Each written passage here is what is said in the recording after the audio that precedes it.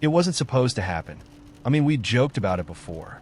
You know how it goes. Those dumb, half-serious conversations you have with your best friend at 2 a.m. when everything feels possible.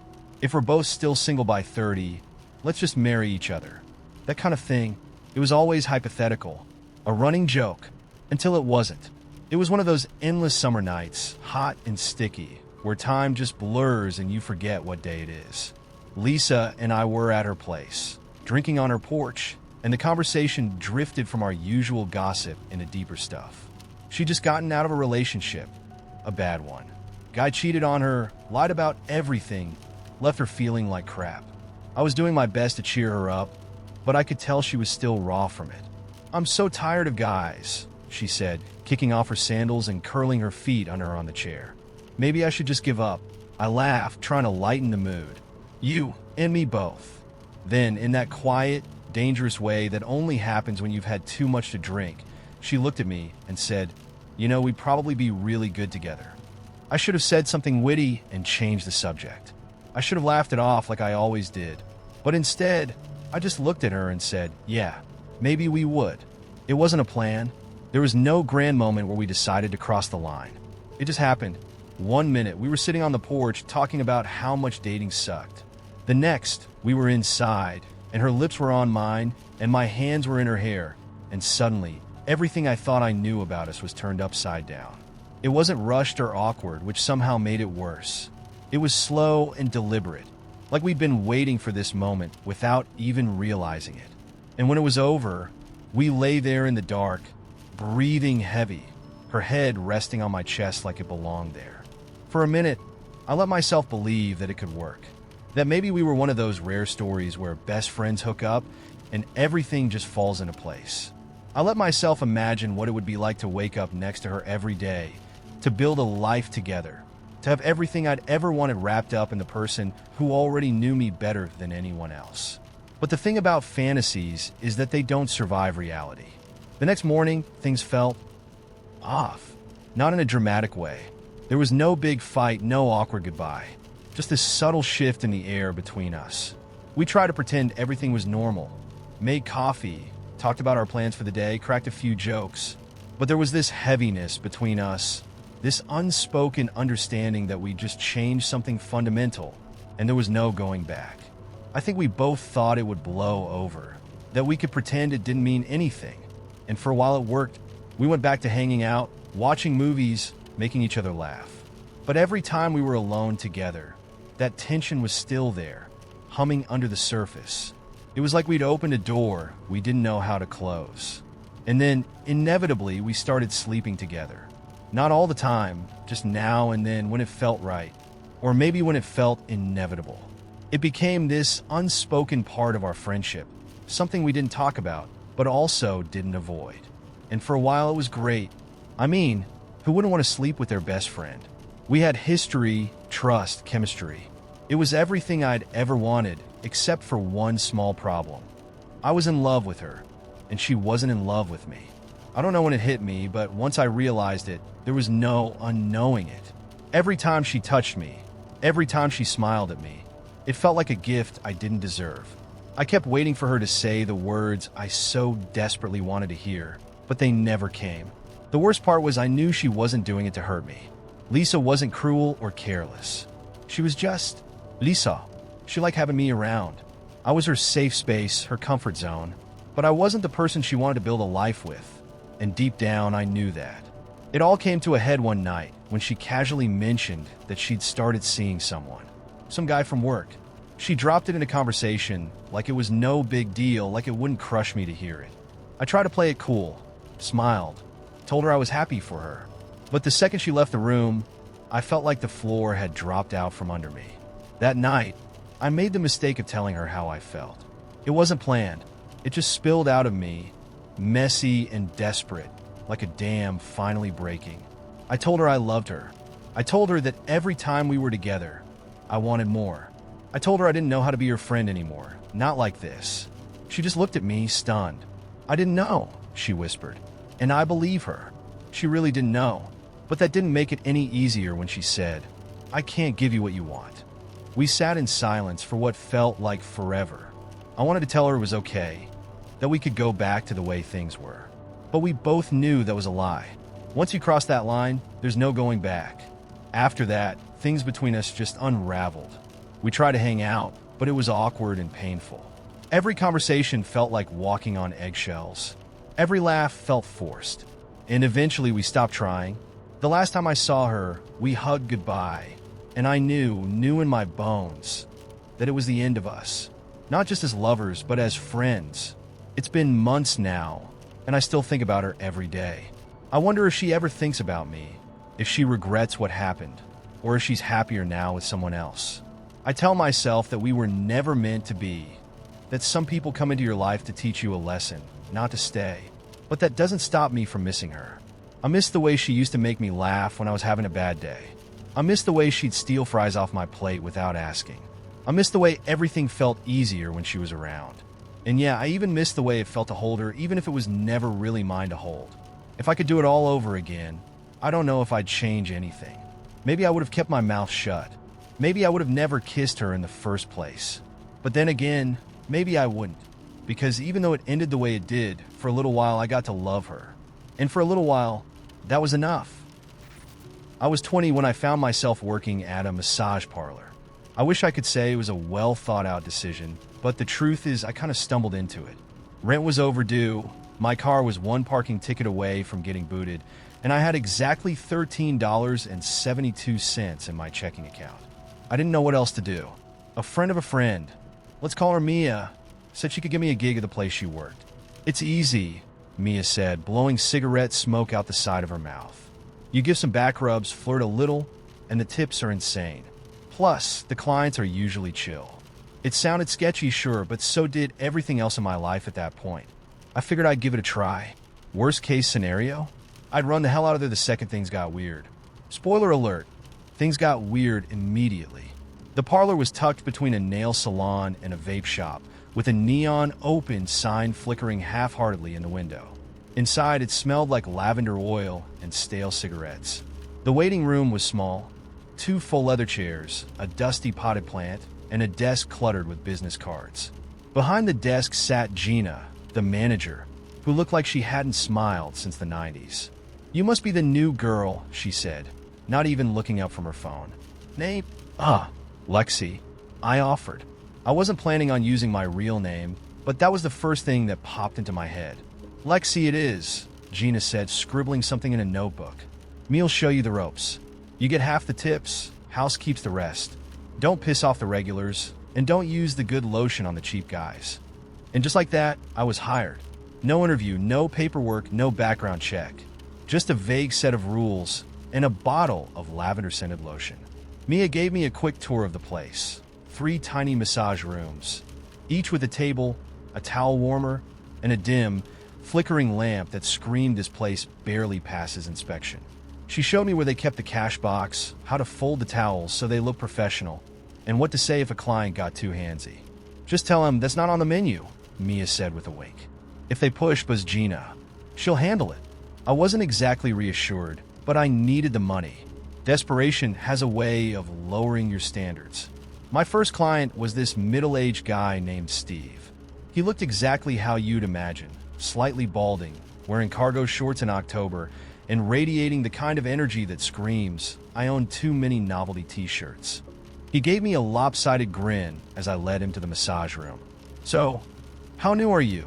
he asked, trying to sound casual, but coming off as mildly creepy. "Brand new," I said, forcing a smile. "But don't worry, you're in good hands." The second those words left my mouth, I regretted them.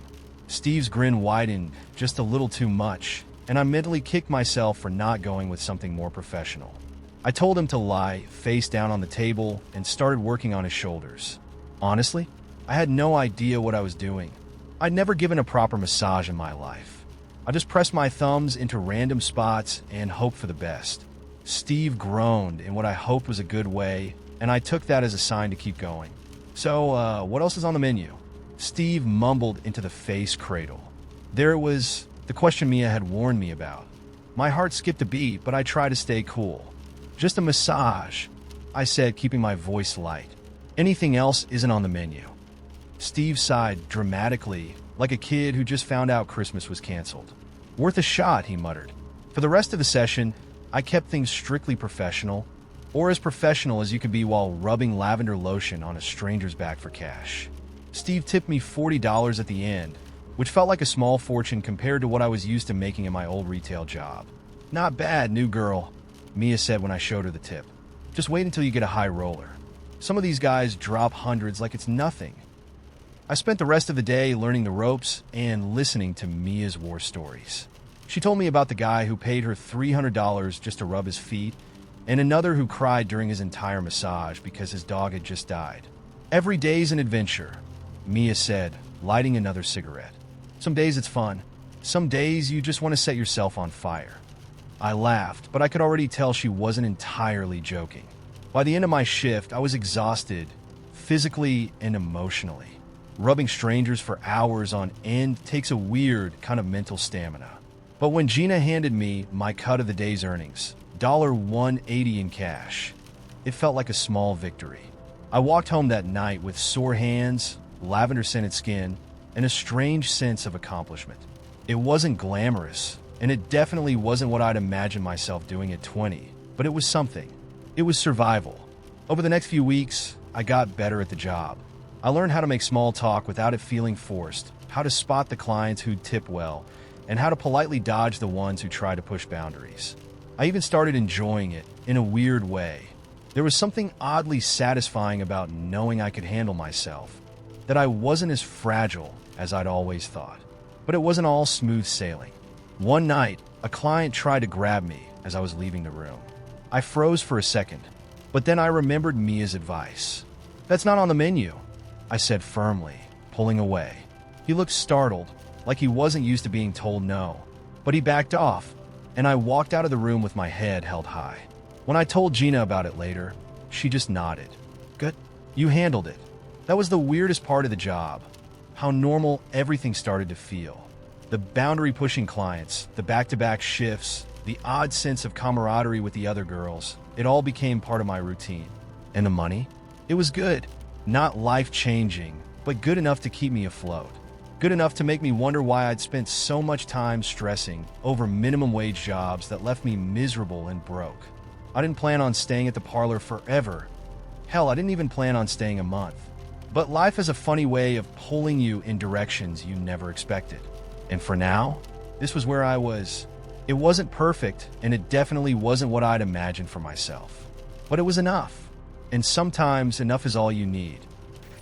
It started as one of those nights where you swear to yourself, "I'm just here for a good time. Nothing serious." A friend of mine was celebrating her promotion, and we all agreed.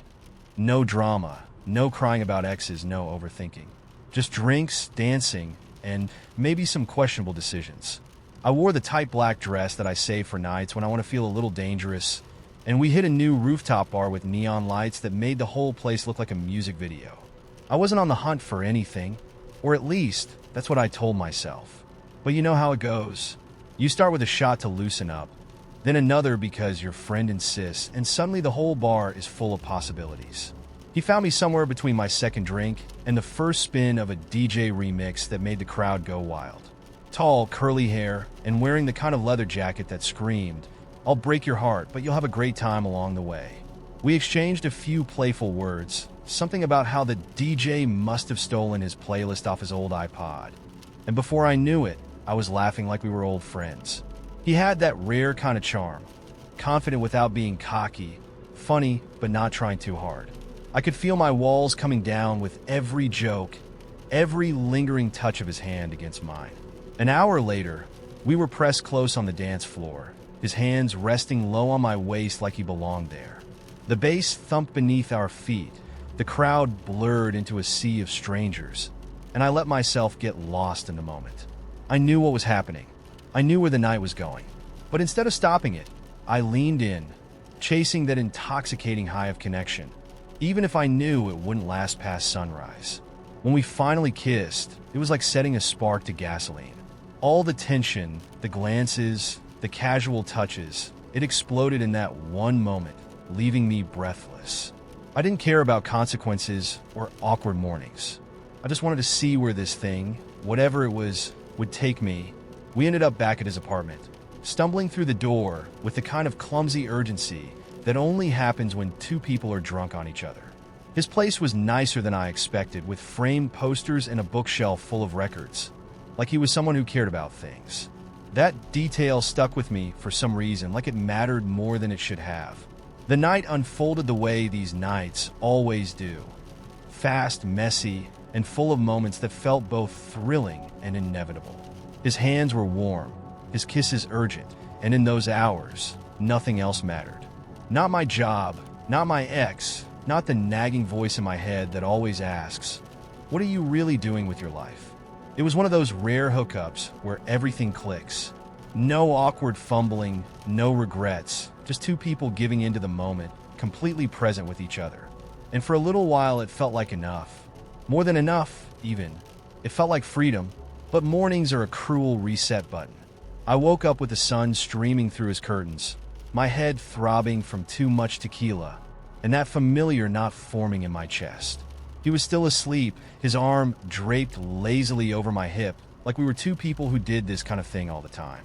I stared at the ceiling, the high of the night before slowly draining away, leaving behind the cold truth. This wasn't going to mean anything. Not really. I didn't want to wake him. I didn't want to have the awkward, so last night conversation. So I slipped out of bed as quietly as I could, gathering my clothes off the floor and tiptoeing to the door like some kind of guilty ghost. But just as I reached for the handle, I heard his voice, groggy but amused. "Sneaking out already?" I froze, caught like a kid with her hand in the cookie jar. I turned around, forcing a smile. "I figured I'd let you sleep." He sat up, rubbing his eyes. "We could get coffee or something?" His offer was casual, like this was no big deal to him, but it threw me completely off balance. I didn't know what I expected. Maybe nothing at all, but the idea of spending more time with him felt complicated. "I should probably get going," I said, pulling on my shoes and trying not to meet his gaze. He didn't push, just gave me this lazy smile that made my heart twist in a way I wasn't prepared for. "All right, take care then." And just like that, I was out the door, back into the real world where the magic of the night couldn't follow me. The walk home felt surreal, like I was moving through a dream I couldn't quite wake up from. I tried to convince myself it didn't matter, that it was just one night, no different from any other. But something about it lingered, a heavy, unnameable feeling that clung to me long after I got home and washed the makeup off my face. I thought I'd be fine. I'd done this before. But as the days passed, I couldn't shake the feeling that I'd left something behind that night. Something I didn't even realize I was looking for. I replayed our conversations in my head, wondering if I'd missed some signal, some chance to turn it into more. I knew better, of course. Hookups are supposed to be simple. No strings, no expectations. But the truth is, I didn't feel simple about it at all. The worst part? I started checking my phone, half hoping he'd text, even though I knew he wouldn't. I hated myself for it. Hated how one night with a stranger could mess with my head this much. I wasn't supposed to care. That was the whole point of casual sex, wasn't it? Eventually, the feeling faded like all things do. But it left a mark, a quiet reminder that no matter how free and easy I try to be, there's always a part of me that wants something more. Not necessarily with him, but with someone. Something real. Something lasting. I still go out. I still flirt with strangers and dance until my feet hurt. But now, there's this voice in the back of my mind that whispers, "Be careful." Because these nights, as fun as they are, always come with a cost. And maybe one day, I'll meet someone who makes it all worth it. Or maybe I won't. Either way, I'm learning to live with the in-between, the messy, complicated space between wanting freedom and craving connection. It's not perfect, but it's real. And for now, that's enough. I met him at a wedding, of all places. You know how everyone jokes about meeting the one at someone else's big day? Well, that's exactly what I thought was happening. I was sitting at the bar, nursing a gin and tonic, when he slid onto the stool next to me with that perfect blend of charm and confidence that makes you think, "Oh no, I'm in trouble." He had this easy grin, wore a suit like he was born in it, and smelled expensive, like cedarwood and rain. Before I knew it, we were deep in conversation, laughing like old friends. He wasn't just flirting, he made me feel like the most interesting person in the room, which frankly felt intoxicating. We spent the rest of the night together, danced under fairy lights, stole champagne from the catering trays, even took a ridiculous amount of photo booth pictures where we kept trying on every prop like idiots. At some point, when the night blurred into soft music and tipsy smiles, he kissed me. Not the sloppy, drunk kind of kiss. It was intentional, slow, the kind that makes you forget there's anyone else around. When the night ended, he asked for my number, and for the first time in forever, I gave it without hesitation. No second guessing, no playing hard to get. It felt right. The next morning, I woke up still smiling. You know that rare kind of excitement where everything seems possible? That was me. I kept checking my phone, half expecting him to forget or flake. But sure enough, there it was. Last night was magic. When can I see you again? And just like that, I was hooked. We texted nonstop for days. He sent me playlists of his favorite songs, told me about his family, even made me laugh out loud with random voice notes. I couldn't remember the last time someone made me feel so effortlessly connected. Our first official date happened a week later. Dinner at this little Italian place with candlelit tables and red checkered tablecloths. The kind of place that feels like a scene from an old romantic movie. He held my hand across the table, told me stories about his wild college years, and listened, really listened, when I talked about my job, my family, my hopes and fears. I kept thinking, this is what people mean when they talk about chemistry. It felt like falling fast and free with no safety net, and I loved every second of it. For the next 2 months, everything was perfect. He texted every morning, called every night, and planned dates that felt straight out of a Pinterest board. Picnics in the park, rooftop cocktails, lazy Sunday mornings in bed. He met my friends and charmed the hell out of them.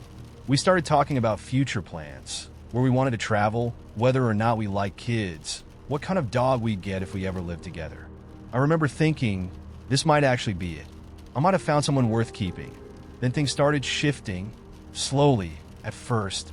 A missed text here, a rescheduled date there. Nothing major, just little things that didn't sit right.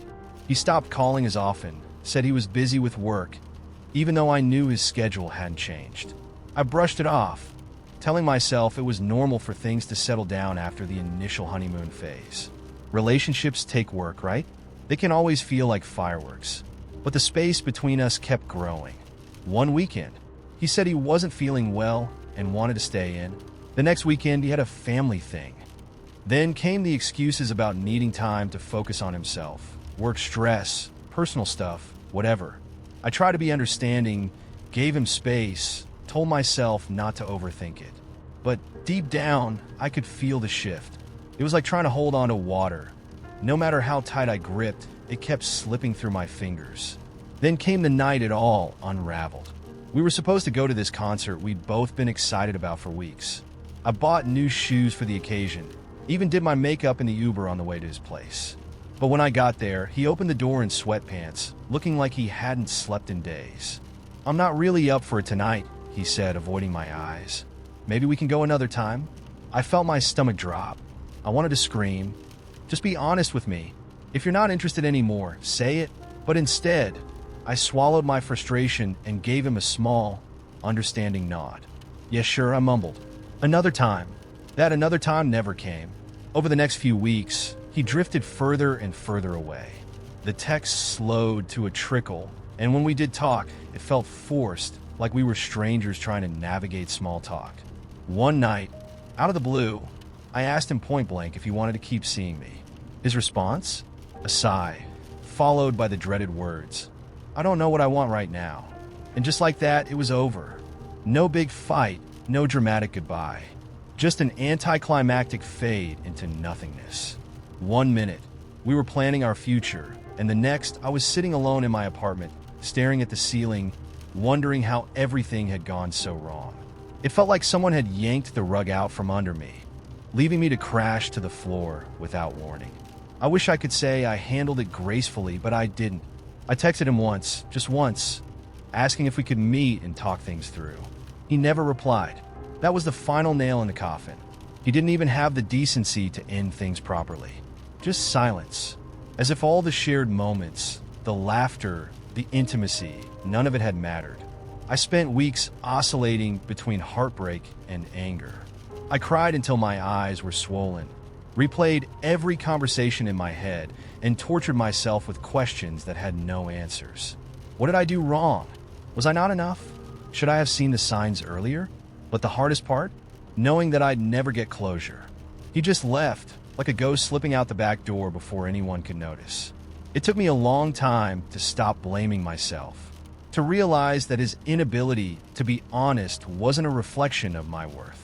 Some people are just cowards, plain and simple. They'd rather disappear than confront the messy reality of emotions. It's easier for them to ghost than to admit they don't feel the same way anymore. But knowing that doesn't make it hurt any less. These days, I'm a lot more guarded. I don't fall as fast, and I definitely don't plan future vacations with someone I've only known for a few months. I hate that I've become this cautious, skeptical version of myself, but I guess that's the price you pay for learning the hard way. I want to believe that love is still out there, that not everyone is a flight risk, but it's hard when every experience leaves you a little more jaded. The funny thing is, I still think about him sometimes.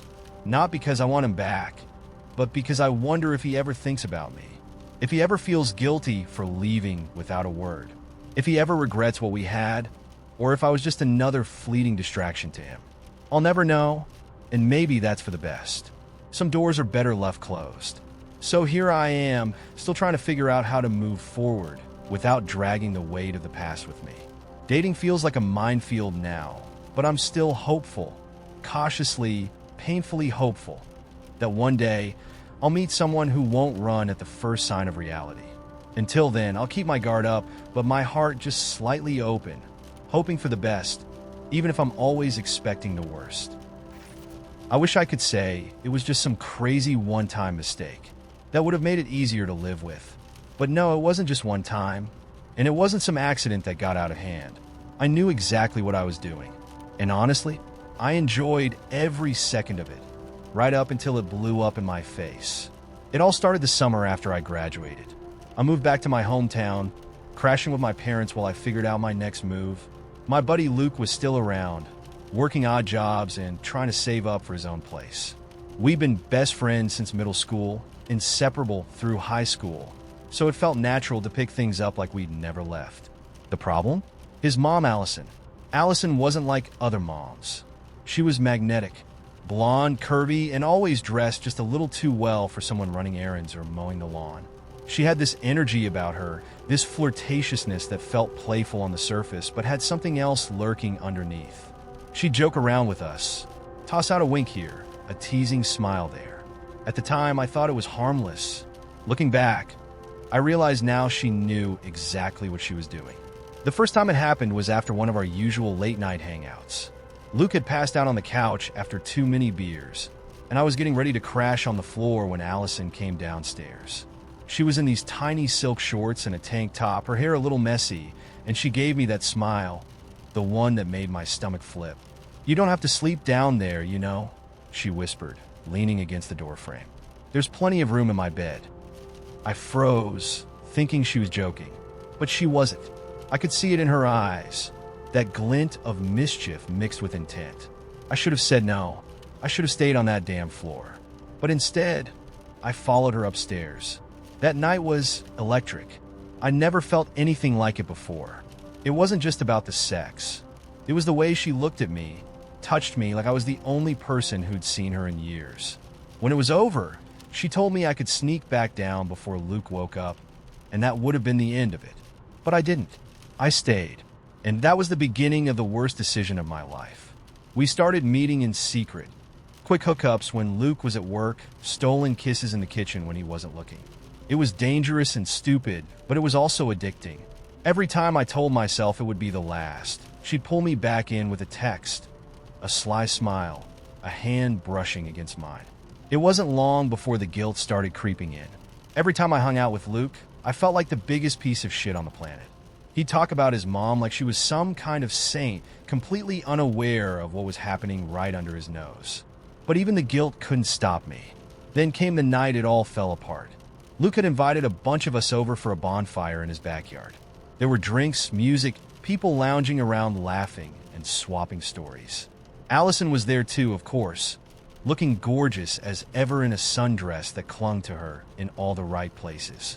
At some point during the night, she caught my eye from across the fire, gave me that look, and nodded toward the house. I knew what she wanted, and like an idiot I followed her inside. We barely made it to her bedroom before we were all over each other, trying to stay quiet so no one would hear us. It was reckless, stupid, even, but that was part of the thrill. I knew it was a bad idea. I knew it would end badly, but I didn't care. Except this time, we weren't careful enough. We were tangled up in the sheets when the door suddenly flew open. And there, standing in the doorway, was Luke. His face went pale, and for a second, it was like time stopped.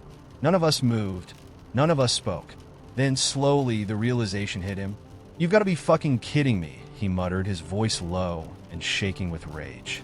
"Luke," I started, scrambling to pull on my clothes, but he cut me off. "How long?" he demanded, his fists clenched at his sides. How fucking long has this been going on? I couldn't answer. What could I say? That it was just a fling? That it didn't mean anything? That would have been a lie, and we both knew it. Luke turned to his mom, his expression a twisted mix of anger and betrayal. "You too? Jesus, Mom, are you serious?" Allison tried to explain, but it didn't matter. Luke wasn't hearing any of it. He stormed out of the room, slamming the doors so hard the walls rattled. I sat there on the edge of the bed, my heart pounding in my chest, knowing I'd just destroyed everything. That was the last time I saw Luke. He blocked me on everything: phone, social media, the works. I tried reaching out a couple of times, but he never responded. As for Allison, things fizzled out pretty quickly after that. The thrill was gone, replaced by an uncomfortable silence neither of us knew how to fill. She stopped texting, and I stopped showing up.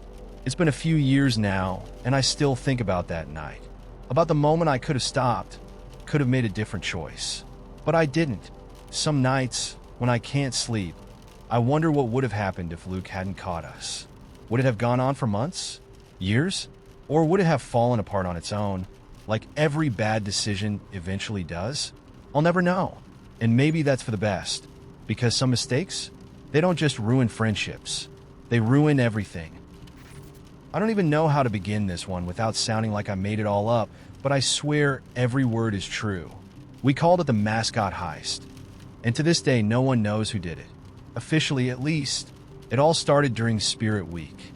You know, that time of the year when the whole school pretends to care about pep rallies, and the administration tries to bribe us into wearing school colors with free pizza and crappy t-shirts. The rivalry between us and Westbrook High was already at an all-time high. So when rumors started flying that their mascot, a 7-foot inflatable Viking, was going to make an appearance at our pep rally, everyone lost their minds. To be clear, we hated Westbrook with a passion. They were our arch rivals, the kind of school that beat us at everything: football, basketball, debate team, even chess. They once won most enthusiastic fan base at a state competition, and we couldn't let that go. So when someone no one knows exactly who announced they were going to steal the Viking mascot before it ever made it to our rally, it felt like destiny. Now, you'd think something like this would require months of planning. Blueprints, surveillance, maybe a team of highly skilled thieves. But no, this plan came together in one lunch period.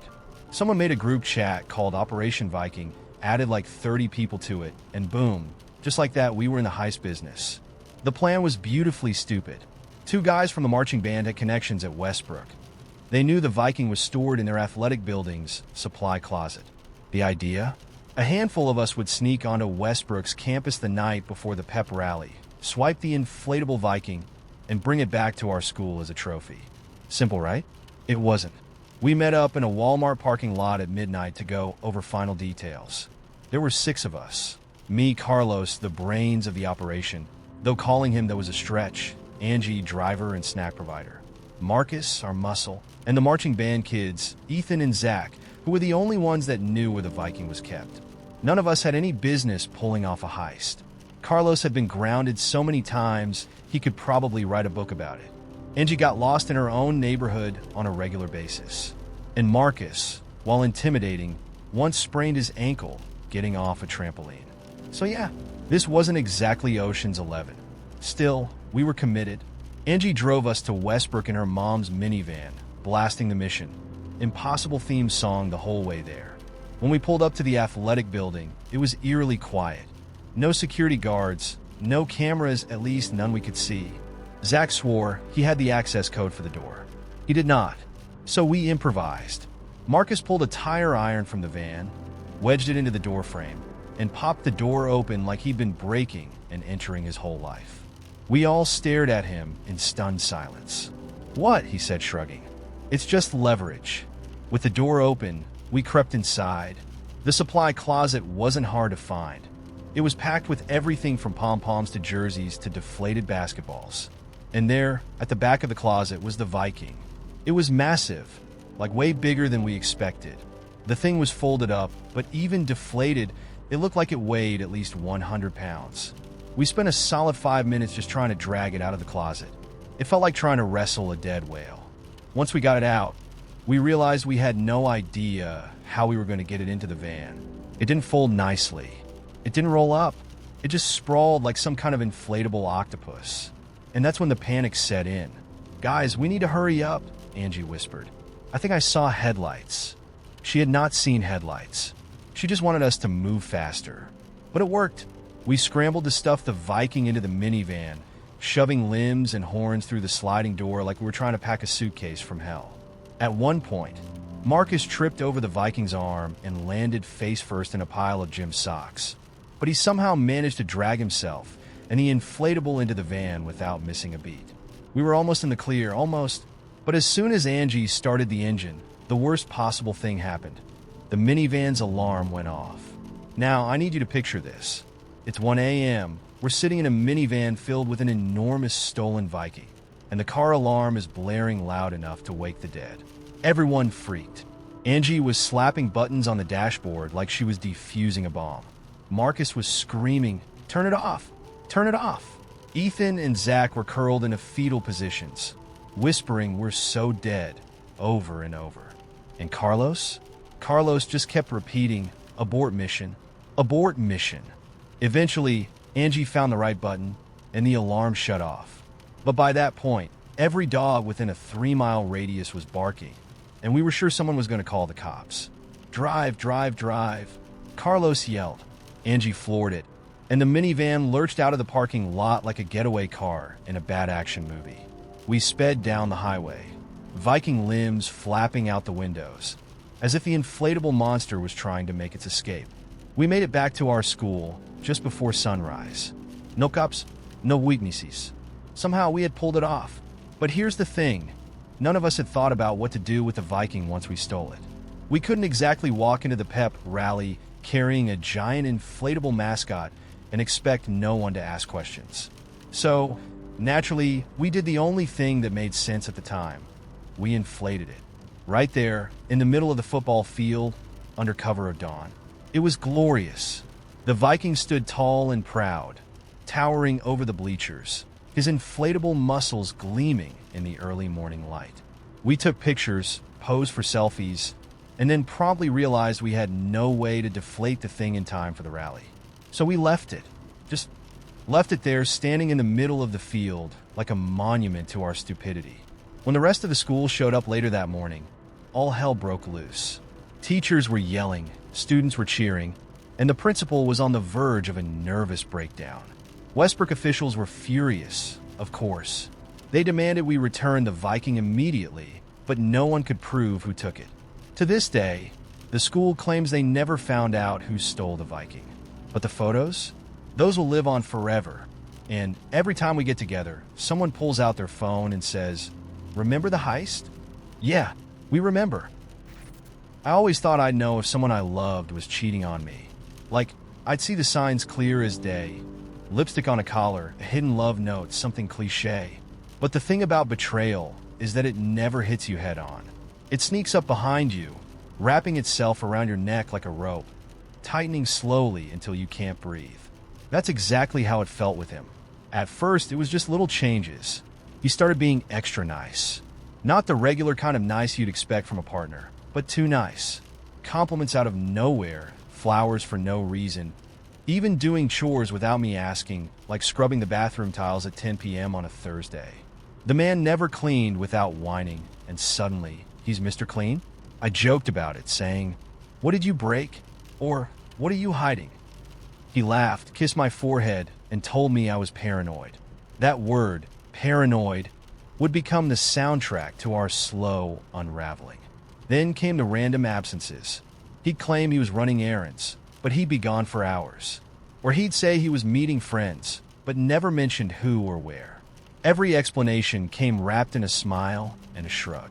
And here's the thing, I wanted to believe him. When you love someone, you become a master at filling in the gaps for them. Maybe he's just stressed. Maybe he needs space. Maybe I'm being clingy. But the shifts kept coming. His cologne usage tripled overnight. He suddenly wanted to upgrade his entire wardrobe. Fitted shirts, new shoes, even accessories like bracelets. This was a man who thought wearing matching socks was dressing up. One night, he spent 2 hours fixing his hair before going out with the guys. And when I asked why he was trying so hard, he gave me a half smile and said, "I just want to look good." I remember standing there, wondering why he never cared about looking good for me anymore. The worst part was his phone. He started keeping it on him at all times, like it was a part of his body. I used to tease him about how much he ignored his phone. He could leave it on the nightstand for hours without a second thought. But now, it was always in his pocket or face down on the table. He even took it to the bathroom, which was new.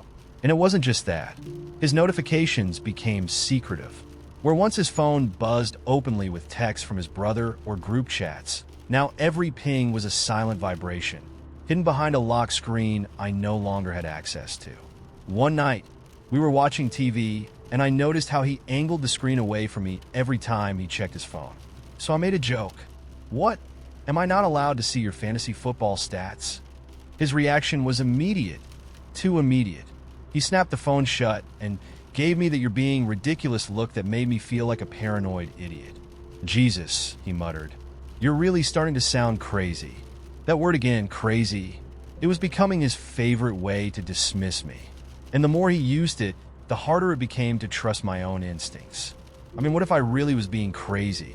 What if all these little things, his phone habits, the late nights, the cologne, were just coincidences, and I was reading too much into them? That's what I kept telling myself. But there was always this nagging feeling, this ache in my chest that wouldn't go away, no matter how hard I tried to ignore it. Then came the night I found the charger. He had a drawer in the living room, just random junk like cables, old receipts, and spare batteries. One night, I opened it to grab something and found a second phone charger. It looked brand new. The weird part? It wasn't for his phone model. I stood there holding it, heart pounding, trying to make sense of it. I knew every gadget he owned, and this charger didn't match anything. I waited until he got home and asked as casually as I could, "Hey, what's with the extra charger?" For a second, he froze. Just a flicker of panic across his face. So quick, I almost missed it.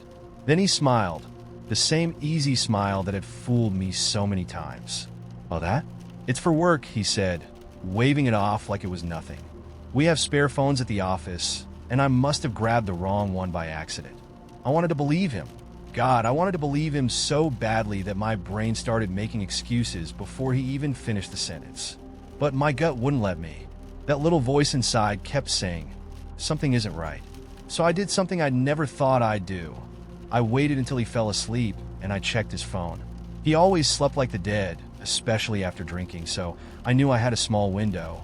Hands shaking, I reached under his pillow and found it, his lifeline, the thing he guarded more fiercely than our relationship.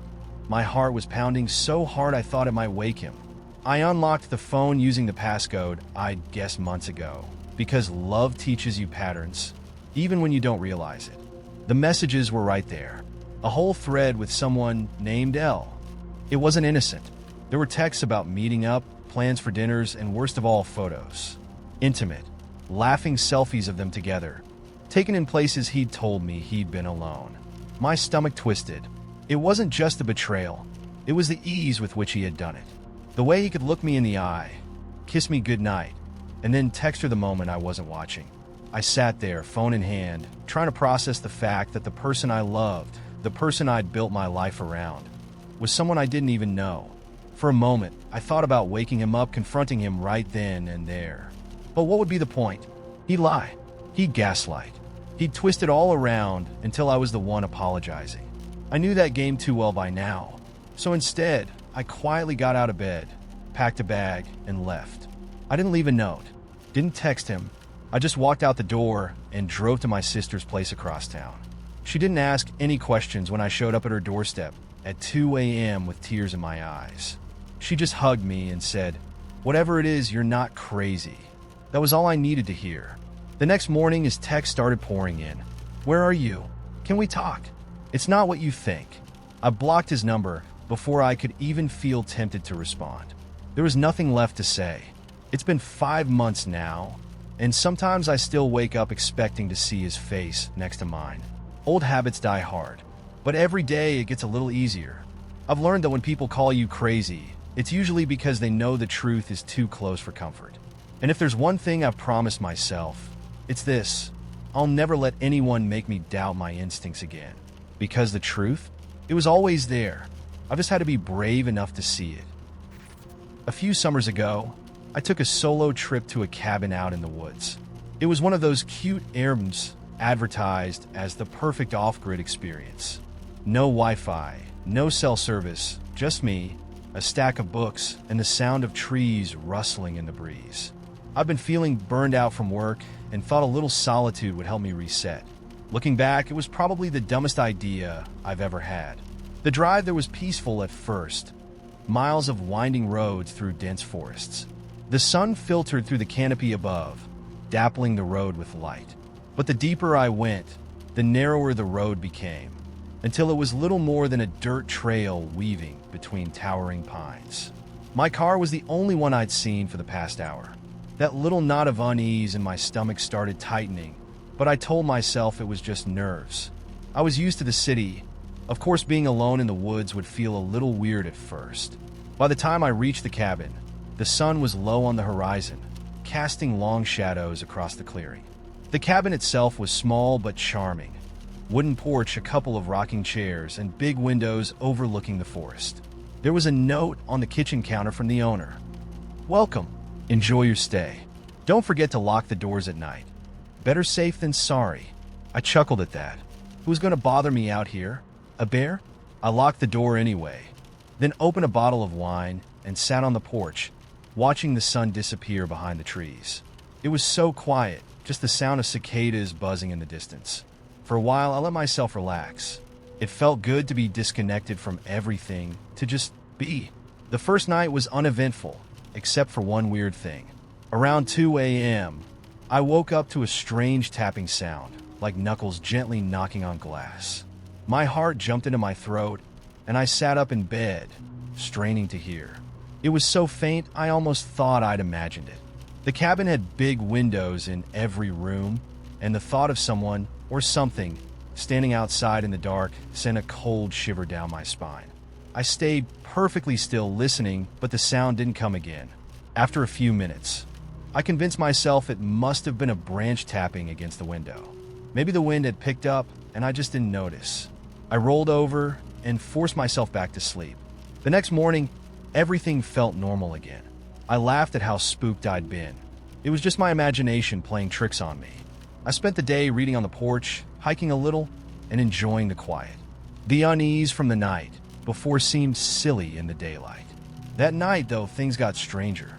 I went to bed around 11, exhausted from the hike, and fell asleep almost immediately. But just like the night before, I woke up to that same sound. Tap, tap, tap, a soft, deliberate knock on the window. My heart started racing. This time, it was unmistakable. Someone was out there. I held my breath, listening. There it was again. Tap, tap, tap. I told myself it had to be an animal. A raccoon, maybe. But it didn't sound like claws against glass. It sounded like knuckles.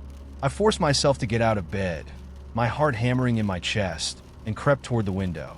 The moonlight spilled through the forest, casting strange shapes on the ground. I squinted, trying to see beyond the glass. Nothing. Just the dark silhouettes of trees swaying in the breeze. I stood there for a moment, waiting, but the tapping didn't come again. I locked all the doors and windows, double-checking every latch, before crawling back into bed. I told myself it was nothing, a coincidence, just the sounds of the forest at night. But that knot of fear in my stomach was growing tighter.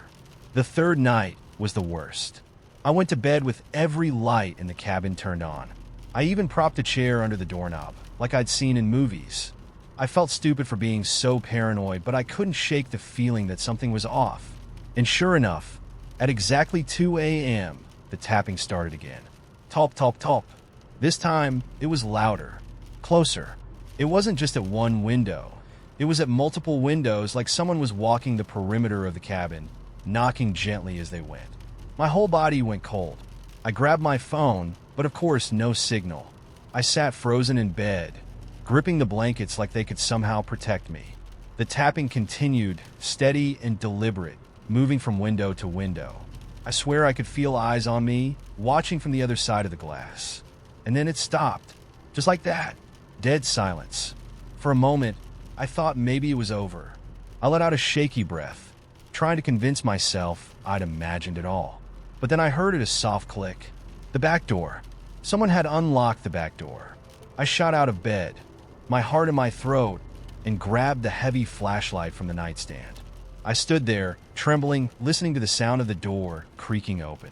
My mind was racing. Whoever it was, they were inside now. I didn't wait to find out what they wanted. I bolted toward the front door, flashlight in hand, and ripped the door open. I didn't even bother with shoes. I just ran, barefoot, in the middle of the night, sprinting through the forest like my life depended on it. Behind me, I swear I could hear footsteps, heavy, deliberate, keeping pace with mine. I didn't look back. I couldn't. All I knew was that I had to get as far away from that cabin as possible. I ran until my lungs burned and my legs felt like they were going to give out. Finally, I stumbled into a small clearing where my car was parked. I yanked the door open, threw myself inside, and locked every door with shaking hands. For a few agonizing moments, I sat there in the dark, gasping for breath, waiting for something or someone to burst out of the trees. But nothing came, just the eerie silence of the forest, wrapping around me like a shroud. I started the car and drove. I didn't care where I was going. I just needed to get away. The road was a blur of shadows and moonlight as I sped down the dirt trail, heart hammering in my chest. When I finally reached a gas station an hour later, I pulled over, hands still trembling on the steering wheel. I sat there under the flickering lights of the gas station, trying to make sense of what had just happened. But I couldn't. I never went back to the cabin. I didn't even bother asking for a refund from the Airbnb host.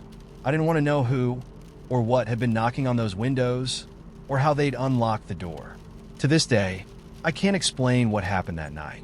All I know is that something was out there, and whatever it was, it wanted me to let it in. It started at a friend's birthday party in a bar that tried way too hard to look cool. Dim lighting, overpriced cocktails, and a DJ playing remixes of songs that didn't need remixing. I wasn't really in the mood to go out that night, but my friend guilted me into it. "Come on," she said. "You need this. Just have fun for once." She wasn't wrong. Work had been kicking my ass, and my love life was, well, non-existent. So I threw on a decent outfit, ordered a drink as soon as I arrived, and tried to pretend I wanted to be there. I told myself I wasn't looking for anything. Just a few drinks, some laughs, maybe a chance to unwind. But, of course, that's exactly when things happen. I was 2 vodka sodas in, sitting at the bar half listening to my friend's gossip, when I noticed him across the room. He wasn't doing anything special, just standing there, beer in hand, chatting with a group of people. But something about him grabbed my attention. Maybe it was the way he carried himself, like he was comfortable in his own skin without being cocky. Or maybe it was the way he kept glancing my way, giving me that slow, deliberate smile that made my stomach flip. I knew that smile. I'd seen it before, worn it myself on occasion. It was the kind of smile that says, "I know how this night is going to end. Do you?" And apparently I did, because 5 minutes later, we were talking. 5 minutes after that, we were flirting. And 30 minutes after that, we were in a cab headed back to his place. The whole thing felt effortless, like falling into a rhythm we both already knew. There was no awkward small talk or hesitation. Just 2 people who decided, without saying it out loud, that they were going to enjoy the hell out of this night. His hand rested on my thigh during the cab ride, his thumb tracing slow circles that sent a shiver down my spine. I didn't stop him. I didn't want to. When we got to his apartment, it was exactly what I expected, a little messy, but in a way that felt lived in rather than careless. We barely made it through the door before we were all over each other, kissing like we'd been waiting for this moment our entire lives. Clothes hit the floor in a trail from the front door to his bedroom, and suddenly the only thing that mattered was the heat of his skin against mine. The sex was good, great even, the kind of wild, uninhibited night that makes you forget everything else, your worries, your responsibilities, even your name for a little while. He was attentive, playful, generous in the way that makes you think, maybe I'll actually remember this one. And for those few hours, it was perfect, but perfect never lasts. I woke up to the dull light of early morning seeping through the blinds and the sudden, uncomfortable awareness that I was in a stranger's bed. He was still asleep, his arm thrown over his face, chest rising and falling in that peaceful rhythm only the blissfully unconscious can manage. And I was wide awake, staring at the ceiling, my mind already spinning in 10 different directions. The room smelled like stale cologne and leftover adrenaline, and for some reason, that smell made me feel lonely. Not sad, exactly, but empty. Like all the fun of the night before had evaporated with the sunrise, leaving behind nothing but silence and tangled sheets. I could have stayed. I could have rolled over, snuggled into his side, and waited for him to wake up. Maybe we'd have breakfast, exchange numbers, and pretend this was the start of something instead of just what it was, a fling with an expiration date. But that felt too complicated, too hopeful. And hope was a dangerous thing when you knew better. So I did the sensible thing. I slipped out of bed, gathered my clothes as quietly as I could, and tiptoed out of the apartment like a thief in the night. I made it to the door without waking him, which felt like both a victory and a defeat. The cold air outside hit me like a slap, sobering me up in a way that coffee never could. I pulled my coat tighter around me and ordered an Uber, the thrill of the night already fading into the dull ache of regret. Not the kind of regret that comes from doing something wrong, more like the kind that comes from knowing you wanted something this night could never give you. The Uber ride home was quiet, except for the driver humming along to some old pop song on the radio. I stared out the window, watching the city wake up around me, and tried to convince myself that this was fine. That I was fine. It was just one night after all. No big deal. Noir, no fool. But the truth was it didn't feel fine. It felt off, like I was playing a role I didn't quite believe in anymore. I told myself I could do casual, that I could enjoy the moment without getting tangled up in expectations or feelings. And maybe that had been true once. But now it just felt like I was lying to myself. I spent the rest of the day trying to shake it off, but the feeling stuck with me like the smell of smoke on a jacket. No matter how many times I told myself it didn't matter, it did. Because it wasn't just about him, or the night, or the sex. It was about the gap between what I said I wanted and what I actually needed. I want a connection, real connection, not just fleeting moments that burned bright and fizzled out before the morning light. But admitting that felt like admitting weakness, like saying, hey, maybe I'm not as carefree and independent as I thought. It's funny. Everyone tells you casual sex is supposed to be empowering, but no one talks about how it can also leave you feeling lost. Like you're chasing something you can't quite name, hoping the next night, the next person will finally make you feel whole. But they never do. I wish I could say that was the last time I had a random hookup, but it wasn't. There were more after that, each one following the same pattern. The thrill, the high, the inevitable crash. And each time I told myself this is the last one. I swear, but it never was.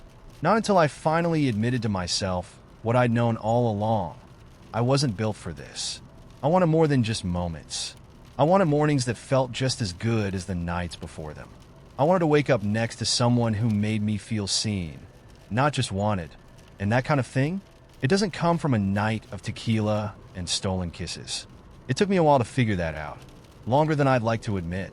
But now I know better. I still go out, still flirt, still have my fun. But I do it with my eyes open, knowing exactly what I'm getting and what I'm not. And honestly, that's enough for now.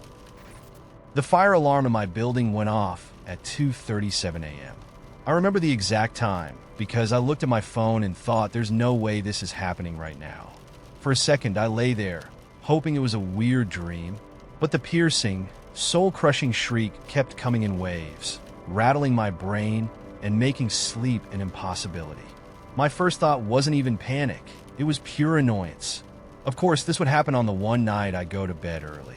I sat up, groggy and disoriented, the red lights from the alarm strobe flashing in sync with each shriek, making the entire room look like a nightclub nobody wanted to be at. The thing about living in an apartment building is that you develop this internal scale for fire alarms. It's rarely a real emergency. It's usually someone burning microwave popcorn or a drunk neighbor pulling the alarm on a dare.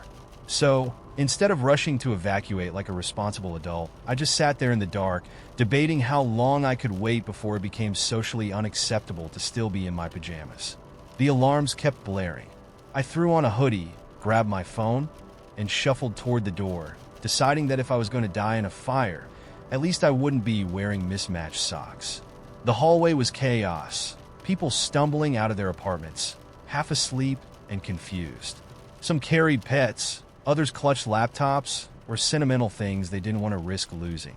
One guy, clearly more prepared than the rest of us, was dragging a suitcase like he was about to board a flight to Cancun.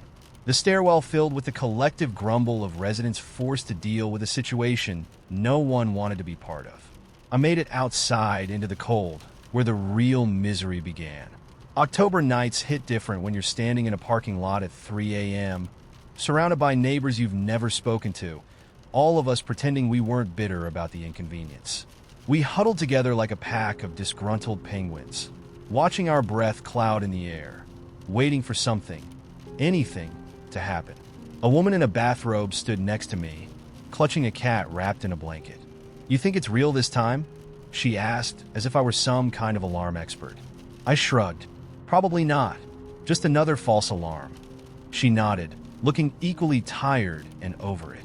Her cat stared at me with a look that said, "You people are the worst."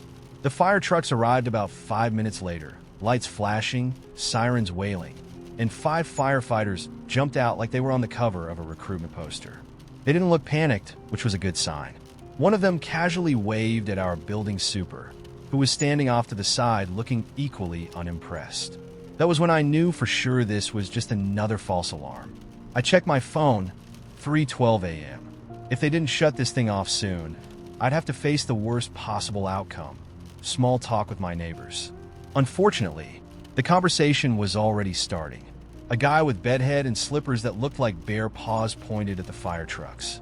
"Yup, third time this month," he said to no one in particular, the tone of a man who had made this his whole personality. "They should pay us rent for dealing with this." Someone chuckled politely, which only encouraged him. "You think they'll comp us a free month for emotional distress?"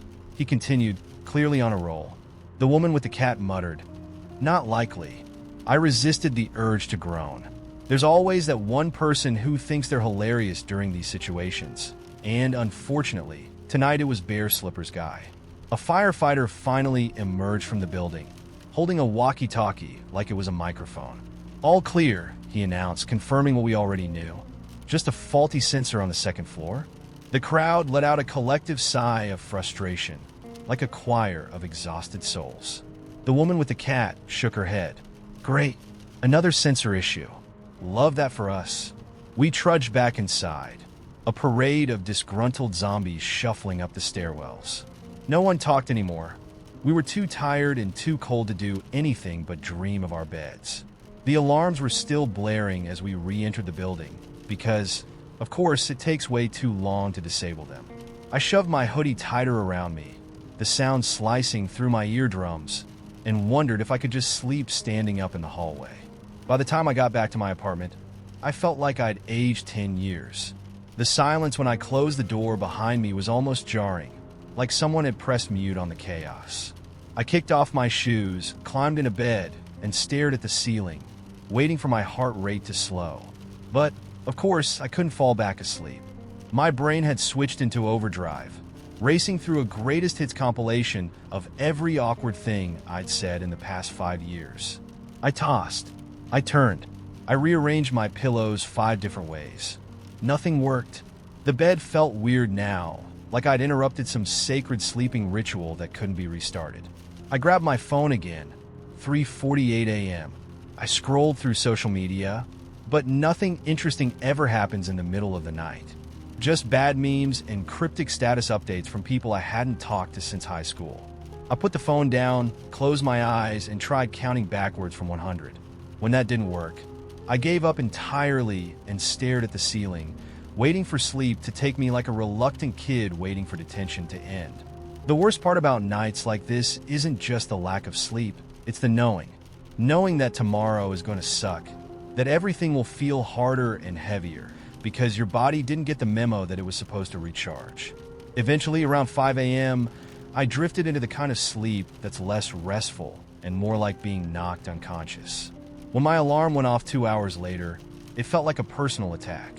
I slapped my phone off the nightstand, groaned into my pillow, and briefly considered quitting life altogether.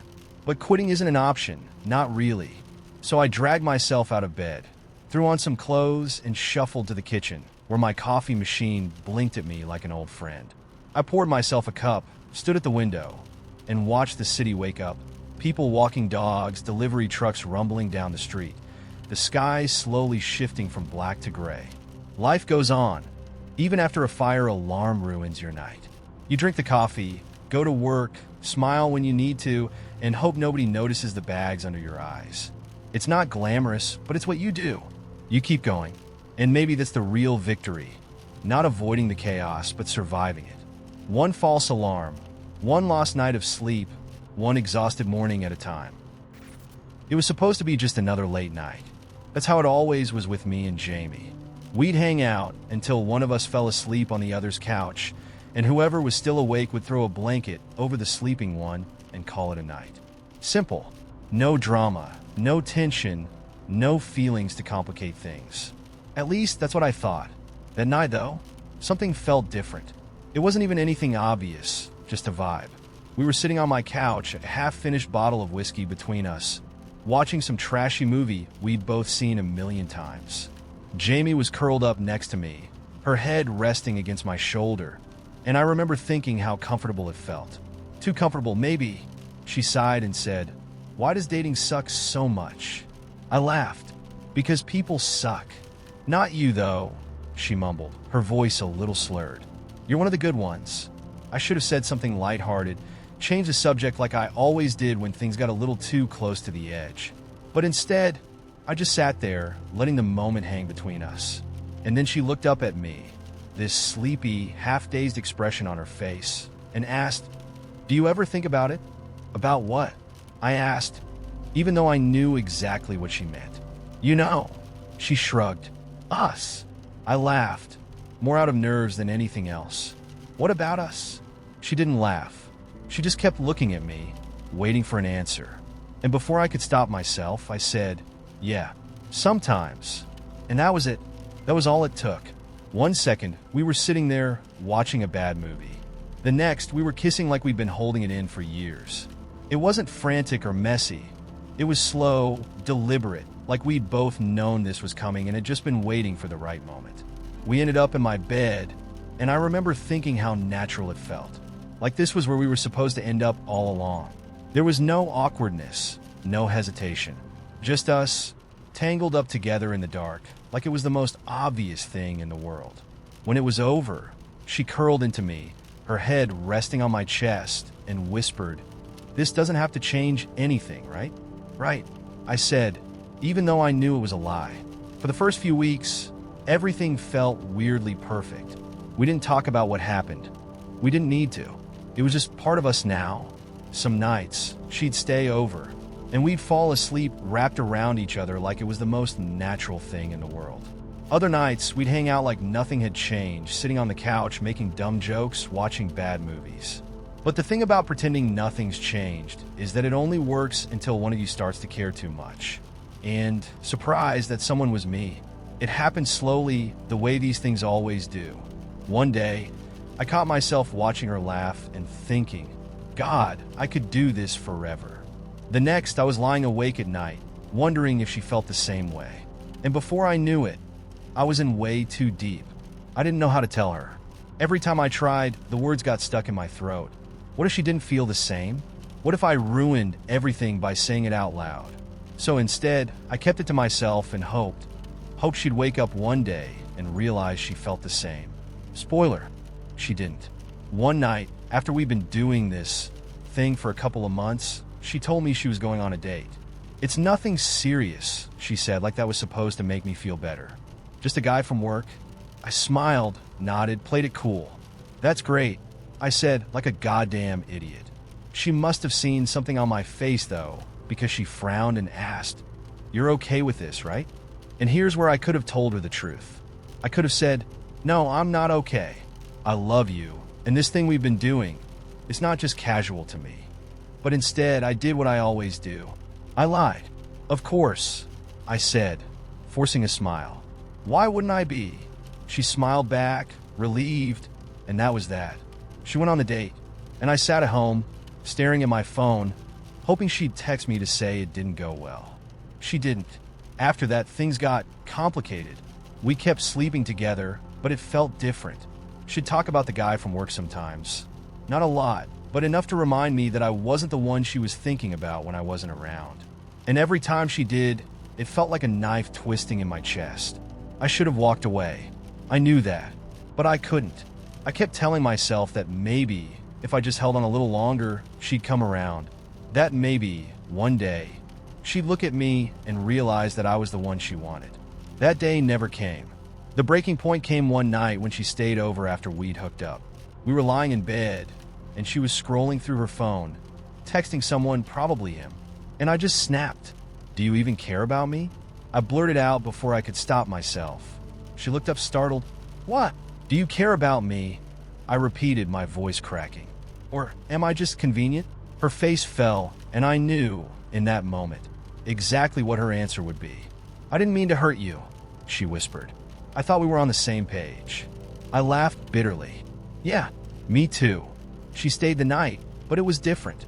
The next morning, we both knew it was over, not just whatever this thing between us had been, but our friendship too. You can't go back from something like that. You can't unring a bell. It's been months now, and I still miss her.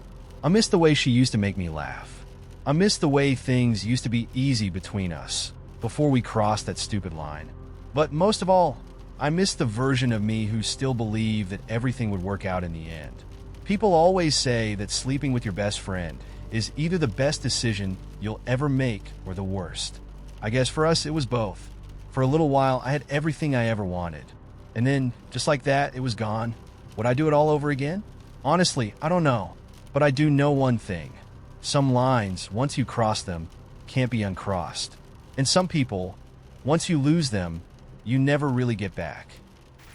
When the email from my landlord landed in my inbox, I read it 3 times before it sank in. The subject line was cold and to the point. Notice of lease termination. They were repurposing the building, which was a fancy way of saying we're selling it to someone with more money than you have, so good luck out there. I sat on the edge of my bed, the laptop humming faintly in my lap, and stared at the email like it might rewrite itself if I waited long enough. I'd known the eviction wave was coming. Half the tenants had already cleared out, but I thought I had more time. I always think I have more time. A knot formed in my chest, tightening with every second. I could feel the weight of decisions I didn't want to make pressing down on me. Where to go next, how to afford it, and whether this was the moment I'd finally run out of ways to fake having it together. I closed the laptop, set it gently on the nightstand, and lay back on the bed, staring at the ceiling like the answer might be written there. It wasn't. 2 days later, I was boxing up my life. It's a strange thing, deciding what's worth keeping when you know you can't take it all. At first, I tried to be rational. Clothes I still wore, books I hadn't finished, dishes that weren't chipped. But the deeper I dug, the harder it became to make sense of what stayed and what didn't. A framed photo of me and my ex from 4 years ago. Keep or toss. The collection of ticket stubs from concerts I barely remember, sentimental or clutter. At some point, I gave up trying to sort through the emotional weight of it all and just started throwing things in random boxes, hoping the answers would come later. They didn't. On moving day, the apartment looked unfamiliar, stripped of the little things that had made it feel like mine. Bare walls, empty cabinets, and dust bunnies gathering in the corners where furniture used to be. I stood in the middle of the room, surrounded by boxes, and felt the ache of leaving behind another place that had never quite become home. My phone buzzed in my pocket. My friend Dylan, offering to help load the moving truck. "You good?" he texted. I stared at the screen for a long moment, fingers hovering over the keyboard. What do you even say to that? Yeah, totally fine, just packing up my entire existence again, because stability is a myth and the housing market is a nightmare. In the end, I sent back, "Yeah, almost done." I dragged the last few boxes down to the truck myself, sweat soaking through my shirt even though it was barely 70 degrees. Dylan showed up halfway through, carrying coffee and cracking jokes about how I should have hired movers. I laughed along with him, but it felt hollow. Some things you just have to carry yourself. Once everything was loaded, we stood by the truck, drinking cold coffee and trying to fill the silence with small talk. "You got a new place lined up?" Dylan asked, leaning against the side of the truck. I lied. I had nowhere to go. In reality, the lease on my next apartment had fallen through at the last minute. The landlord gave it to someone who could move in sooner, and now I was living on borrowed time with no backup plan. But telling Dylan felt too real, like admitting defeat. "You need a couch to crash on for a bit?" he offered casually, but I knew him well enough to hear the concern underneath. I shook my head, forcing a smile. "Nah, I'll figure it out." He didn't push, just gave me one of those knowing nods that said sure, okay, but didn't believe me for a second. After Dylan left, I sat in the cab of the moving truck, hands gripping the steering wheel even though the engine wasn't on. My whole life was crammed into the back, tied down with bungee cords and blankets, but I had no idea where to take it. I checked my phone again, half expecting some miracle text to appear. "Hey, found you an apartment. Everything's solved." Nothing. So I drove, not far, just aimlessly, the way you do when you're trying to avoid the reality waiting for you at the next red light. I wound through side streets and neighborhoods, passing houses with porch swings and lawns full of Halloween decorations. At one point, I parked outside a grocery store, stared at the glowing sign, and wondered if buying a pint of ice cream would fix anything. It wouldn't, but I did it anyway. I sat in the truck, spooning Rocky Road straight out of the carton, and scrolled through rental listings on my phone. Every place I clicked on was either too expensive, too far away, or already taken.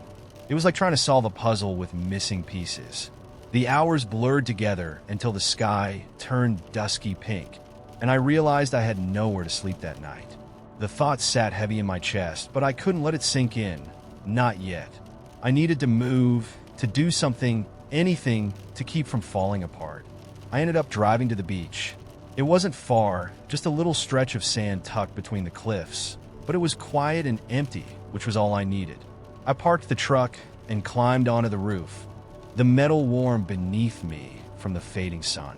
The ocean stretched out before me, dark and endless, waves curling and crashing in a rhythm that felt older than time. I sat there, knees pulled to my chest, and let the sound wash over me. It didn't fix anything, but for a moment, it softened the edges of my thoughts, like the tide smoothing out a jagged rock. I thought about all the places I'd lived before, apartments, dorm rooms, rented rooms, and strangers' houses, and how none of them had ever really felt like mine. Every move was supposed to be the one that finally stuck, but it never was, and maybe that was the thing I didn't want to admit. I didn't know what home felt like. I sat on the roof of the truck until the air turned cold and the waves shimmered under the moonlight. The weight of uncertainty pressed down on me, but I knew I couldn't stay there forever. At some point, you have to move, whether you're ready or not. So I climbed back down, locked the truck, and settled into the driver's seat. I adjusted the seatbelt, hands resting on the wheel, and stared out at the road ahead. I didn't know where I was going, but maybe that didn't matter. Maybe the point was just to keep moving. And for now, that would have to be enough. It started out like any other night. Just me, a couple of friends, and way too many drinks. We were hanging out at my buddy Mark's house, celebrating nothing in particular, just happy to be out of work for the weekend. Mark's mom, Viv, was there too. She wasn't the kind of mom who stayed out of sight when her kid had people over. She liked to be in the middle of everything, offering drinks, cracking jokes, even joining in on our card games sometimes. Viv was well, hard to ignore. She had that confidence only certain women in their 40s seem to have, like she knew exactly how she looked and exactly how it made people feel. Long dark hair, bright green eyes, and this effortless way of making you feel like you were the most interesting person in the room, even when you knew you weren't. I wasn't the only one who noticed her, either. Mark's friends would nudge each other and make jokes behind his back. Mrs. Robinson this, hot mom that. I never said anything. Mark was one of my closest friends, and it felt like crossing a line just thinking about her that way. But lines? They get blurry when you're not paying attention. That night, Mark crashed early. He had an early shift at work the next day, and the rest of us stayed up drinking and talking. Eventually, it was just me and Viv left in the living room. The house quiet except for the hum of the fridge and the occasional car passing by outside.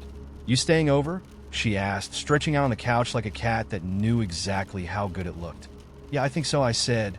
"Too many drinks to drive." She smiled at that, a slow, knowing smile that sent a shiver down my spine. "Good call," she said, patting the cushion next to her. "Come sit. Keep me company for a bit." It was innocent enough, or at least that's what I told myself as I sat down beside her. But the way she looked at me, the way her knee brushed against mine, told me otherwise. We talked for a while about nothing really. Movies, music, the weird stuff people say when they're tipsy and trying not to admit what's actually on their mind. At some point, her hand found mine, her fingers tracing lazy circles on my palm. "You ever wonder what it would be like?"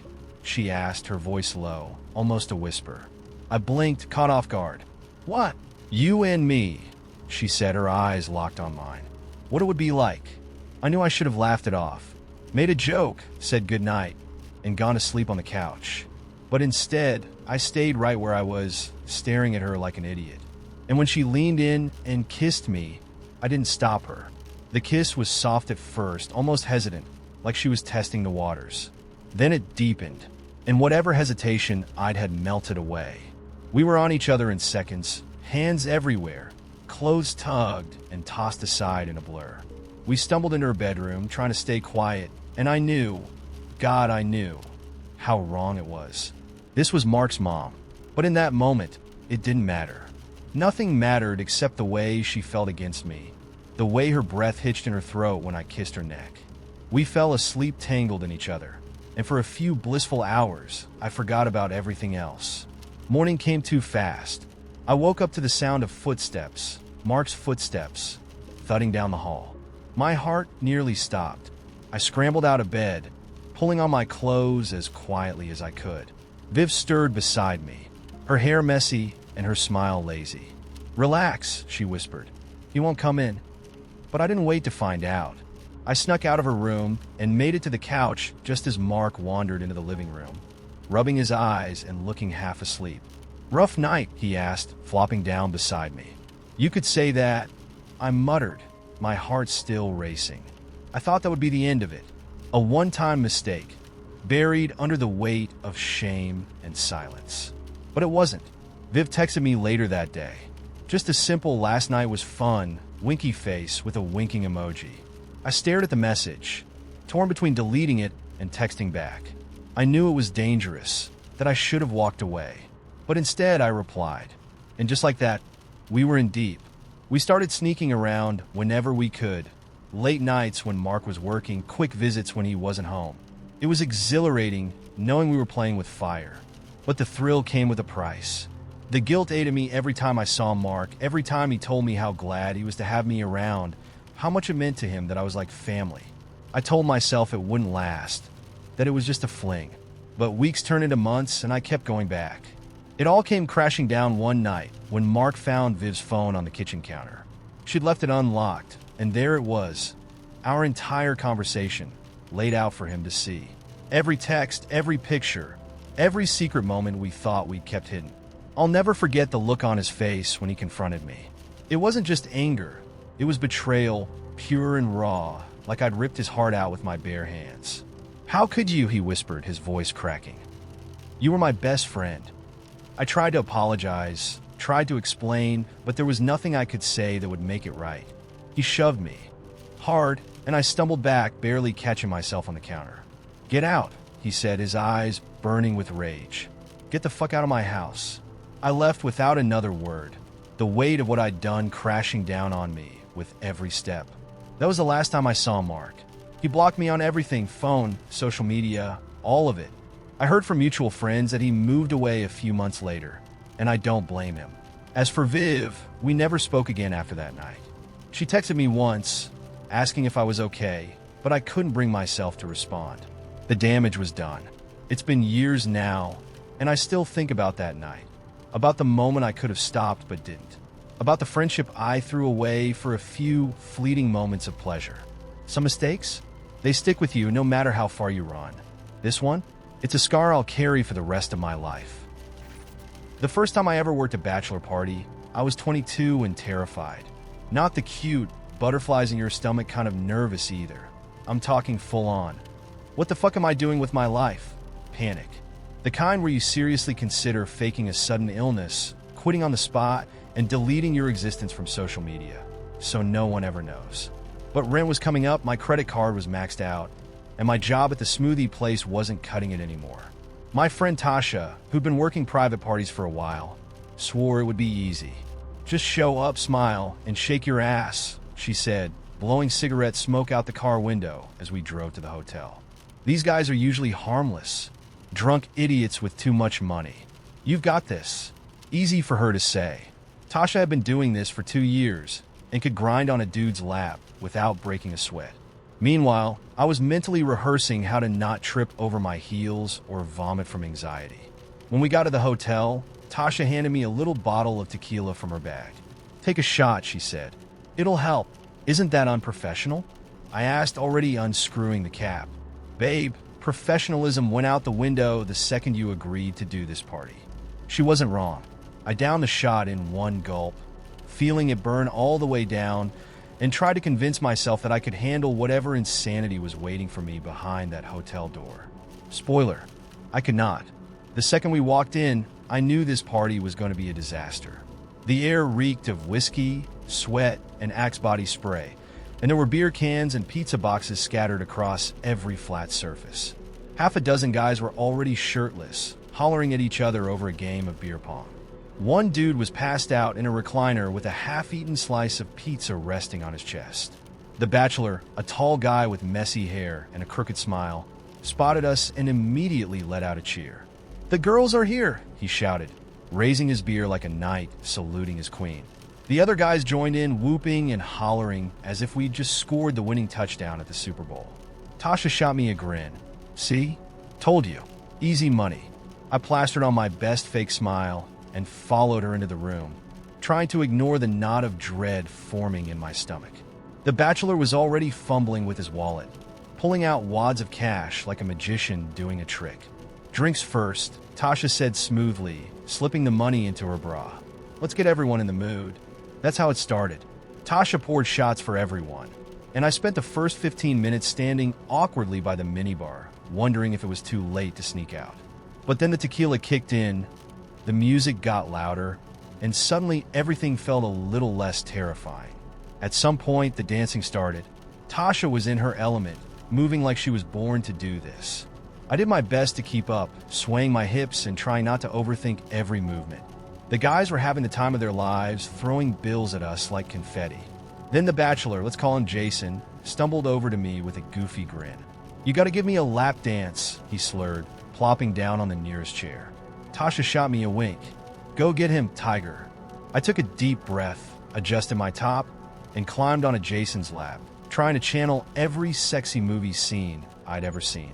But before I could even start moving, Jason grabbed my hand and said, Wait. Do you believe in aliens?" I blinked. "What? Aliens?" he repeated, his eyes wide with drunken sincerity. "Like, you think they're real?" This was not the conversation I was expecting. Sure? I guess." Jason nodded sagely, as if I'd just revealed some profound truth. "Yeah, they gotta be real. The universe is too big for us to be the only ones, you know?" Before I could respond, one of his friends shouted, "Bro, you're killing the vibe. Get the dance, not a TED Talk." Jason looked genuinely heartbroken for a moment, but gave me an apologetic smile. "Sorry," he whispered. I just think about that stuff a lot. I try not to laugh. It's okay. You're not the weirdest guy I've met tonight. He beamed at that, and I finally started the dance, swaying to the music as Jason sat there grinning like a kid on Christmas morning. It wasn't as awkward as I thought it would be. In fact, by the time the song ended, I was actually starting to have fun. But of course, the night wasn't done with me yet. Just as I climbed off Jason's lap, one of the other guys, completely hammered, decided it would be a great idea to do a backflip off the couch. Spoiler, it was not. He landed face first on the carpet with a sickening thud, and for a second, everyone just stared in horrified silence. Then Jason burst out laughing, and the rest of the guys followed suit, howling like hyenas. "Dude, you're a legend," one of them shouted, helping the guy to his feet. "Am I bleeding?" the backflip guy asked, touching his nose and wincing. "Nah, just a little carpet burn," Tasha said, barely glancing up as she counted her cash. "You'll live." That was the vibe for the rest of the night. Pure, unfiltered chaos. One guy accidentally set a pizza box on fire trying to light a joint. Another tried to convince me to freestyle rap with him. I did not. And at some point, Jason started a heartfelt, tequila-fueled monologue about how love is like a UFO. Most people don't believe in it until it hits them out of nowhere. By the time Tasha and I finally left, the sun was starting to rise, and I was $600 richer. My feet hurt, my throat was sore from laughing, and I smelled like pizza and cheap cologne. But despite the madness, I felt good. On the way home, Tasha glanced over at me and smirked. "So? Was that so bad?" I shook my head, grinning. Honestly, that was fucking hilarious. And it was. I didn't know if I'd do another party after that, but for one crazy night, I danced, laughed, and survived. And somehow, that felt like a... I met her through a friend. It wasn't supposed to be a date, just a casual night out, a bunch of us hitting this new brewery downtown. I wasn't even in the right headspace to meet anyone. I'd just gotten out of a relationship and was firmly planted in the love sucks camp. But the moment she walked in, all bright smiles and easy confidence, I felt the ground shift under me. She wasn't just beautiful. She had this energy like she could light up an entire room without trying. We ended up sitting next to each other, talking the whole night. It felt effortless, like we'd known each other for years. She made sarcastic jokes that perfectly matched my sense of humor, and every time I made her laugh, I felt like I'd just won something. At one point, she leaned in and said, "How are you still single? You're way too funny to be alone." And I remember thinking, oh God, I'm screwed. That night, she added me on Instagram, and from there, it snowballed. What started as occasional DM exchanges turned into nightly conversations. She wasn't like anyone I'd ever met. Funny, brilliant, a little chaotic in the best way.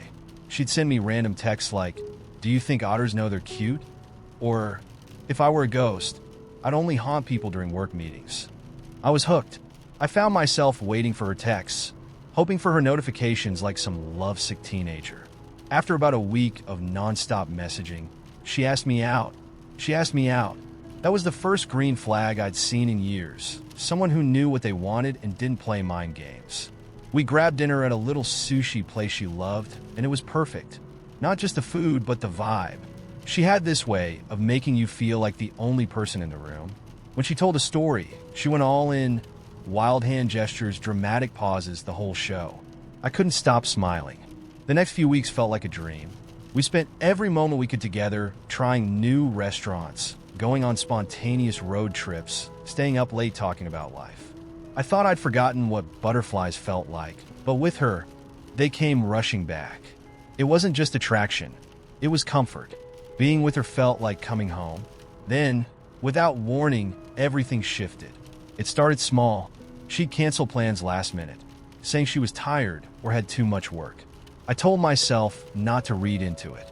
Everyone gets busy, right? But the excuses kept coming. One day she'd be swamped with work. The next, she'd say she needed alone time to recharge. I wanted to be understanding, so I gave her space. But space quickly turned into silence. She stopped texting as much, and when she did, it felt distant, like she was just going through the motions. The witty banter we had disappeared, replaced by short, polite replies that made me feel like I was talking to a stranger. I kept telling myself it was just a phase. Relationships have ebbs and flows, I thought. This is normal. But deep down, I knew something was off. One night, I asked her if everything was okay.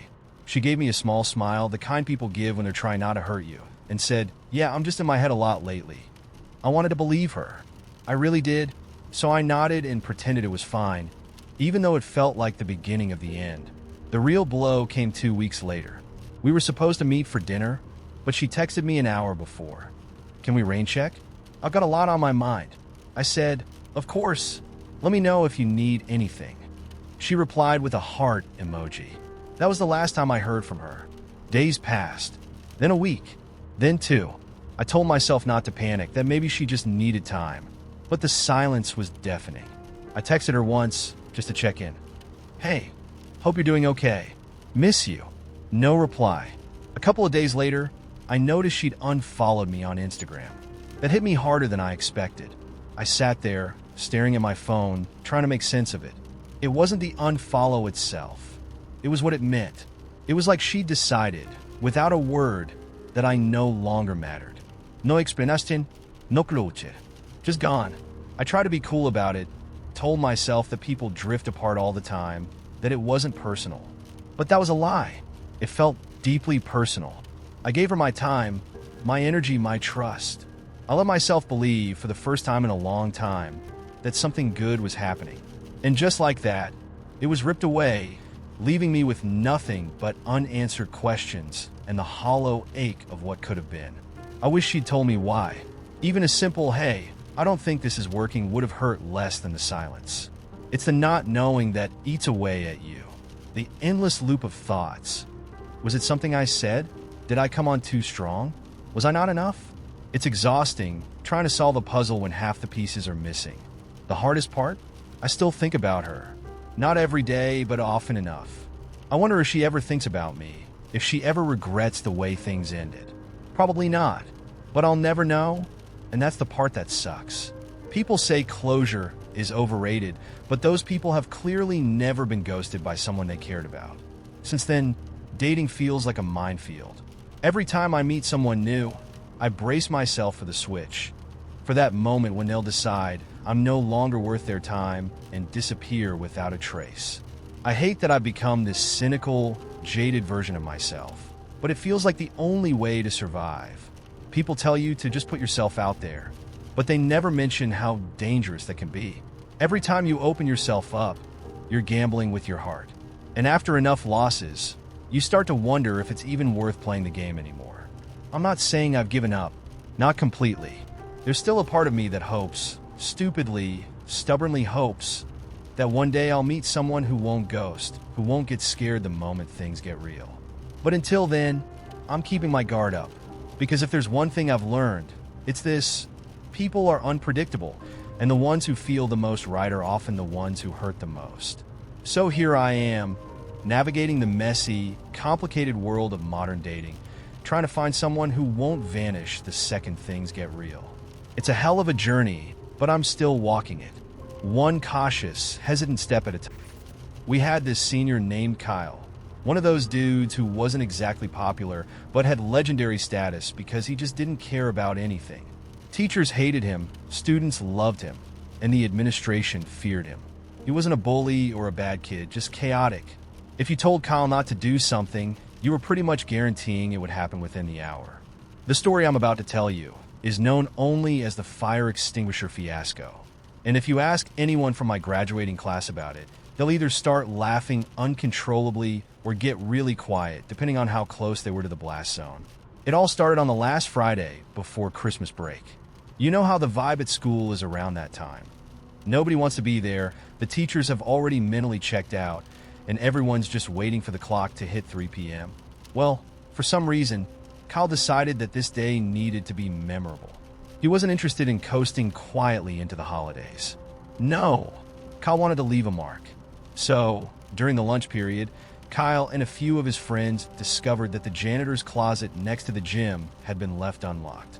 Now, a reasonable person would have seen that closet, shrugged, and gone back to eating their pizza. But Kyle saw an opportunity. Inside the closet was a fire extinguisher, one of those big, heavy-duty ones. Kyle took one look at it and, according to legend, said the words that would go down in history. Bet you I can ride it like a jetpack. The smart thing, the normal thing, would have been to say, hey Kyle, maybe don't do that. But no one around Kyle had ever been accused of having good judgment. So instead, his friends egged him on. No way, someone said. You'll kill yourself. Kyle grinned. Only one way to find out. Within minutes, the plan was set.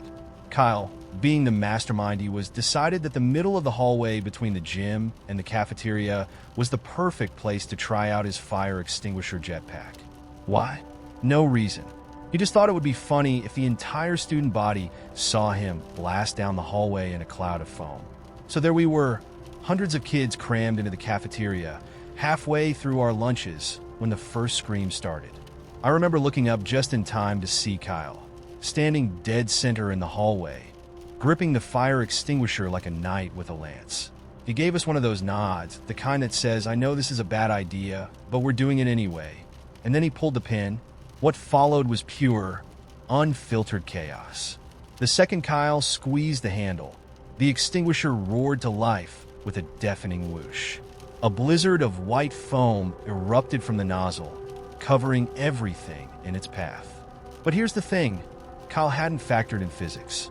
Instead of riding the extinguisher like a jetpack, gracefully zooming down the hallway like some kind of foam-propelled superhero, he was instantly launched backward. The extinguisher kicked like a mule. 1 second, Kyle was standing there, looking all smug and confident. The next, he was airborne, his feet literally leaving the ground as the extinguisher blasted him straight into a row of lockers with the force of a cannonball. Boom! The lockers buckled on impact, and Kyle hit the ground in a tangle of limbs and foam, coughing and laughing like a lunatic. But the extinguisher? It wasn't done. The thing slipped from his hands and started spinning wildly across the floor, spraying foam in every direction like a deranged snowblower. Within seconds, the entire hallway was a winter wonderland. Kids were screaming, slipping, and falling as the extinguisher spun in circles, coating everything in sight. One poor freshman tried to run, only to wipe out in a puddle of foam and slide halfway across the floor like a human hockey puck. Another kid tried to dodge the spray, but ended up getting blasted directly in the face and went down like a sack of bricks. Meanwhile, Kyle was lying on his back, gasping for air, absolutely howling with laughter. I swear, the man was having the time of his life. Teachers came running from every direction, but none of them knew what to do. Mr. Peterson, the gym teacher, tried to grab the extinguisher, but slipped on the foam and crashed into a water fountain. Ms. Turner from math class stood there screaming, "Stop! Stop it right now," as if yelling at the extinguisher was going to help. And then, just when you thought it couldn't get any worse, the fire alarm went off. Apparently, the cloud of extinguisher foam had set off one of the smoke detectors, which triggered the alarm system. So now the entire school was being evacuated, hundreds of kids stumbling out into the freezing cold in their t-shirts and sneakers, covered in foam and screaming about how Kyle had set the school on fire. Kyle, bless his heart, walked out with the rest of us, grinning like he'd just won the lottery. His clothes were soaked, his hair was full of foam, and there was a huge dent in his forehead from where he'd smacked into the lockers. But he looked so damn proud of himself. Of course, the administration was not amused. The principal spent the next hour pacing back and forth in front of the school, muttering to himself like a man on the edge, while the fire department searched the building for signs of a fire. They didn't find one, obviously, but they did confiscate the fire extinguisher and issue a stern warning about the dangers of misusing safety equipment. Kyle got suspended, obviously. 2 weeks, if I remember right. But honestly, he became a legend. The story of the fire extinguisher fiasco spread like wildfire. Kids were talking about it for years. They told it at pep rallies, graduations, even class reunions. It was like the high school version of the moon landing. Everyone remembered where they were when it happened. The best part? Kyle didn't regret a thing. Worth it, he said every time someone brought it up. And honestly, it was worth it. Because high school is full of stupid moments, but very few of them become the stuff of legends. And Kyle? Kyle made sure we'd never forget. I realized the bag of spinach in my fridge had gone bad the moment I opened it, and the smell hit me. Not just slightly past its prime bad, but if spinach could commit crimes, this bag would be on trial bad. I held it at arm's length, wondering how it had managed to go from superfood to toxic waste in less than a week. This wasn't the first time, of course. Every couple of weeks, I buy groceries with the conviction that I'll suddenly become a person who makes smoothies, meal preps, and treats their body like a temple. Instead, the spinach always rots untouched in the crisper drawer, and I end up ordering takeout while avoiding eye contact with the vegetables dying a slow, tragic death in my fridge. I closed the bag, tied it into a knot to contain the stench, and tossed it into the trash, feeling the familiar sting of failure.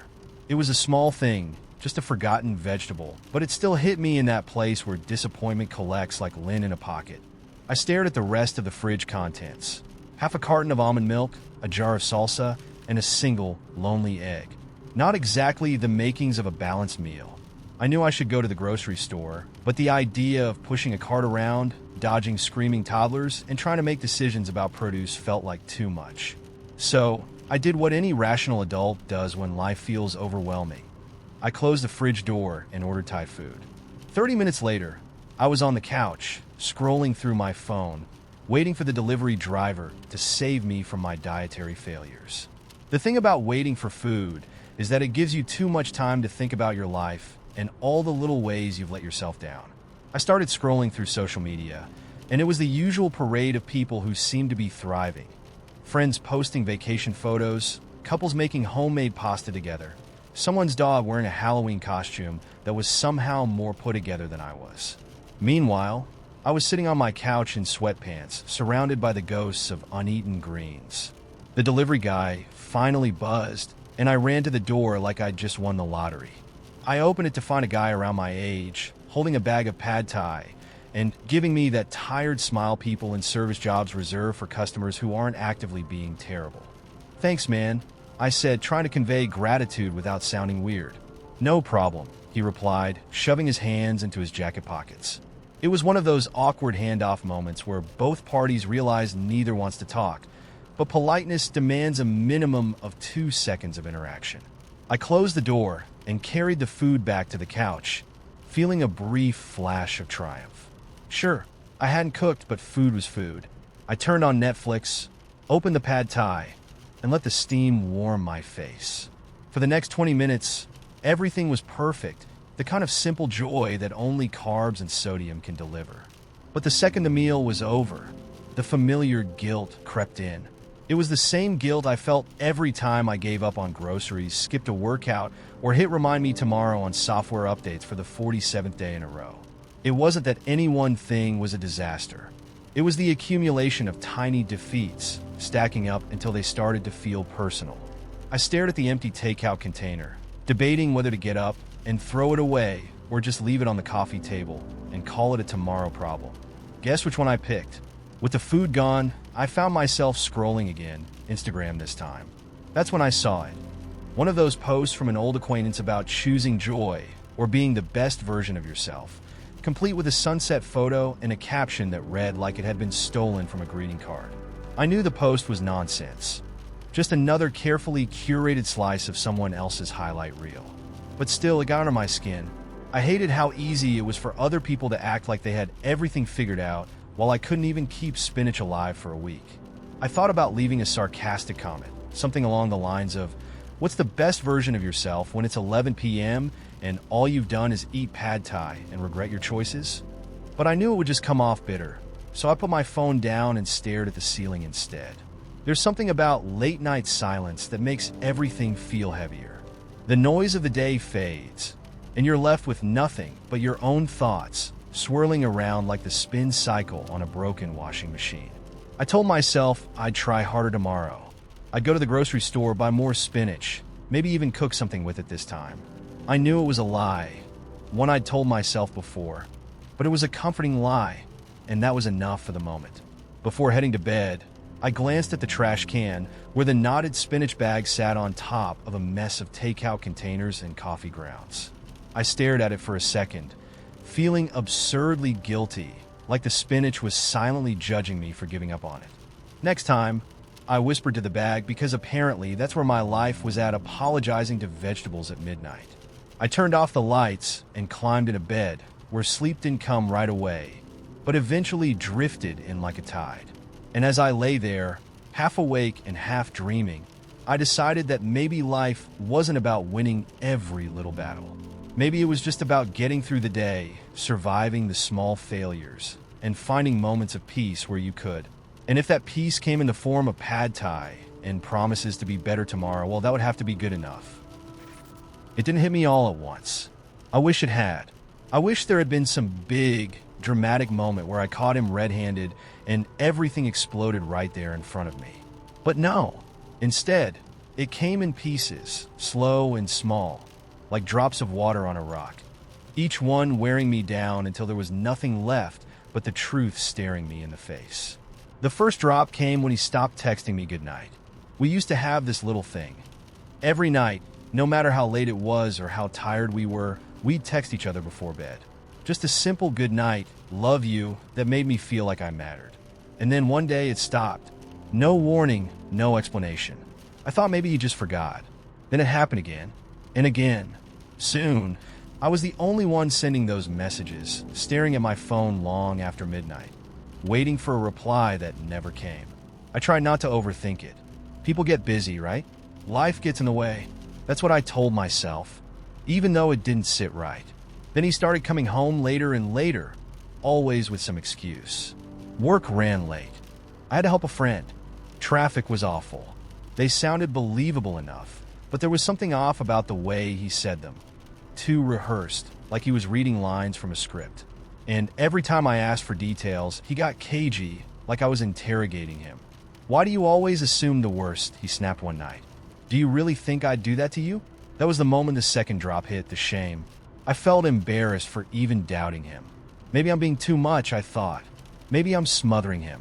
I hated how easily I folded under his words, but the doubt crept in anyway.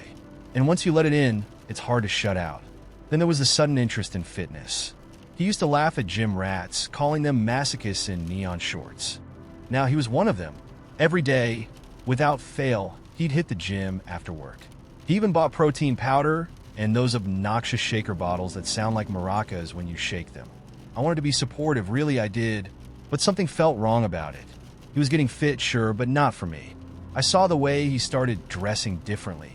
How he began taking longer showers, styling his hair in ways he never used to. It was like he was becoming someone else, and that someone had no place for me. The third drop came when I found a bottle of aftershave in his car. It wasn't the one I'd bought him for his birthday, and it wasn't one I'd ever seen him use. I stared at it, my stomach sinking. It smelled sharp and expensive, not at all his usual type. When I asked him about it, he brushed it off. Oh, that? I picked it up on sale. Thought I'd switch things up. It was such a casual answer, so smooth, but it felt like ice sliding under my skin. Something wasn't right. But how do you accuse someone of cheating based on aftershave? Then came the phone calls, always private, always brief. He'd step outside whenever his phone rang, just out of earshot, but close enough that I could hear the low hum of his voice. I asked him once who he was talking to so often. He gave me a lazy smile and said, "Just work stuff?" But I knew it wasn't work. He never used to take work calls at home, and certainly not at odd hours. Still, I kept quiet. I told myself it was nothing, that I was overreacting. But the nagging feeling wouldn't go away. The fourth drop was the social media blackout. He stopped posting pictures of us. We used to have a steady stream of photos, date nights, random selfies, stupid pictures of our dog wearing sunglasses. But now, it was like I disappeared from his life. He still posted, of course, pictures of sunsets, gym progress shots, cryptic quotes about growth and self-discovery. But I wasn't in any of them. It was like I didn't exist. One night, I brought it up. "Why don't you post pictures of us anymore?" I asked, trying to keep my voice light. He shrugged without looking up from his phone. "I don't really use social media like that anymore." It was a non-answer, and we both knew it. But what could I say? That I was upset over Instagram? That seemed pathetic, even to me. The final drop came on a Friday. I'd taken the day off work and decided to surprise him with dinner. Something special, just the two of us. I was setting the table when his phone buzzed on the counter. For a moment, I just stared at it. He'd forgotten to take it with him when he went to shower. It was right there, screen lighting up with a message. From Elle. Can't wait to see you tonight. Babe, Red Heart. I felt like the ground had dropped out from under me. My heart pounded in my chest, cold and heavy, as I picked up the phone. My hands were shaking so badly I almost dropped it. There were more messages, plans for dinner, inside jokes, little heart emojis sprinkled through their conversations. And the worst part? He'd save her under a fake name, Elle from marketing. Like that made it any less of a betrayal. I stood there, gripping the phone, trying to breathe through the crushing weight in my chest. I wanted to scream, to throw the phone, to march into the bathroom and confront him right then and there. But instead, I just stood there, frozen, staring at the screen until it went dark. When he came out of the shower, towel around his waist, he smiled at me like nothing was wrong. "What's for dinner?" he asked, running a hand through his wet hair. I looked at him, at the man I thought I knew, and I realized something that broke me more than the cheating ever could. He didn't feel guilty, not even a little. He'd lied to my face for months, and he was so good at it that it felt like second nature to him. I didn't say a word. I just handed him his phone, opened to the messages, and watched his face shift from confusion to panic. He opened his mouth, probably to spin some bullshit story, but I didn't give him the chance. "Don't," I whispered. "Just don't." I walked out that night. Didn't even bother packing a bag. I drove to my sister's place, parked in her driveway, and cried until I couldn't see straight. She held me without saying anything, which was exactly what I needed. It's been 6 months now, and every day feels a little lighter. Some mornings, I still wake up expecting to see his face beside me, and for a moment, I feel the weight of everything all over again. But it passes. It always does. Looking back, I realized the signs were always there. I just didn't want to see them. Not because I was stupid, but because I wanted so badly to believe in him. To believe that love could outweigh lies. But here's the thing about love. It doesn't mean a damn thing if the other person doesn't choose it too. And now I choose myself. The night my mom asked me to come help clean out my grandmother's house, I almost said no. It wasn't the request itself, more the way she asked, like she didn't expect me to actually do it. She slipped it into conversation after asking if I'd gotten my oil changed, the way you throw something harmless into a text just to test the waters. "I know it's a lot to ask," she said, her voice carefully neutral, "but it'd mean a lot to me." I told her I'd think about it, but we both knew what that meant. Saying I'll think about it is just a polite way of saying probably not. But that night, lying awake in my apartment listening to the hum of the fridge, I felt the weight of her words settle over me. There's a particular kind of guilt that only family can stir up. It's not the sharp, immediate guilt of breaking a promise. It's slower, heavier, the kind that sinks in gradually until you can't ignore it. So, the next morning, I packed a bag, called off work, and drove to the house. The place hadn't changed much in the years since I'd last visited. Same sagging porch, same faded paint peeling off in long curls. The front yard was overgrown, dandelions pushing up between cracked paving stones. It looked like it had given up waiting for someone to take care of it. My mom was already inside, wearing old jeans and a t-shirt stained with paint from some long-forgotten project. She gave me a small, tired smile when she saw me. "I didn't think you'd come," she said, and I couldn't tell if she was surprised or just relieved. "Yeah, well," I muttered, rubbing the back of my neck. "Figured you could use the help." She nodded, handing me a pair of gloves without another word. We got to work in silence, starting with the living room. There's something unsettling about cleaning out someone's house after they're gone. Every object feels heavier than it should, weighed down by the memories it carries. The faded recliner where my grandmother used to sit, knitting scarves she never finished. The clock on the wall, frozen at a time that no longer mattered. Even the junk mail piled on the table felt like it had meaning. At first, we worked methodically, sorting things into piles. Keep, donate, toss. But as the hours dragged on, the categories started to blur. What do you do with old birthday cards that say love, mom in shaky handwriting? Or mismatched china no one ever used? We found the photo albums in a dusty cabinet, tucked behind a stack of VHS tapes. My mom opened the first one, her hands gentle on the brittle pages, and I could tell from the way her shoulders slumped that we were going to be here a while.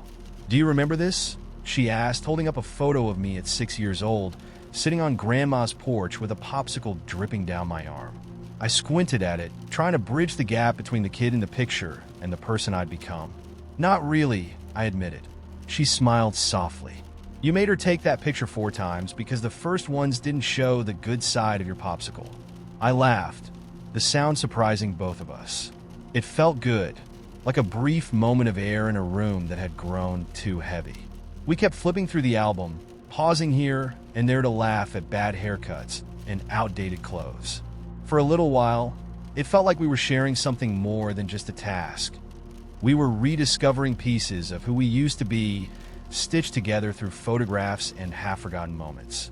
Eventually, we reached the end of the album, and my mom sighed, closing it gently.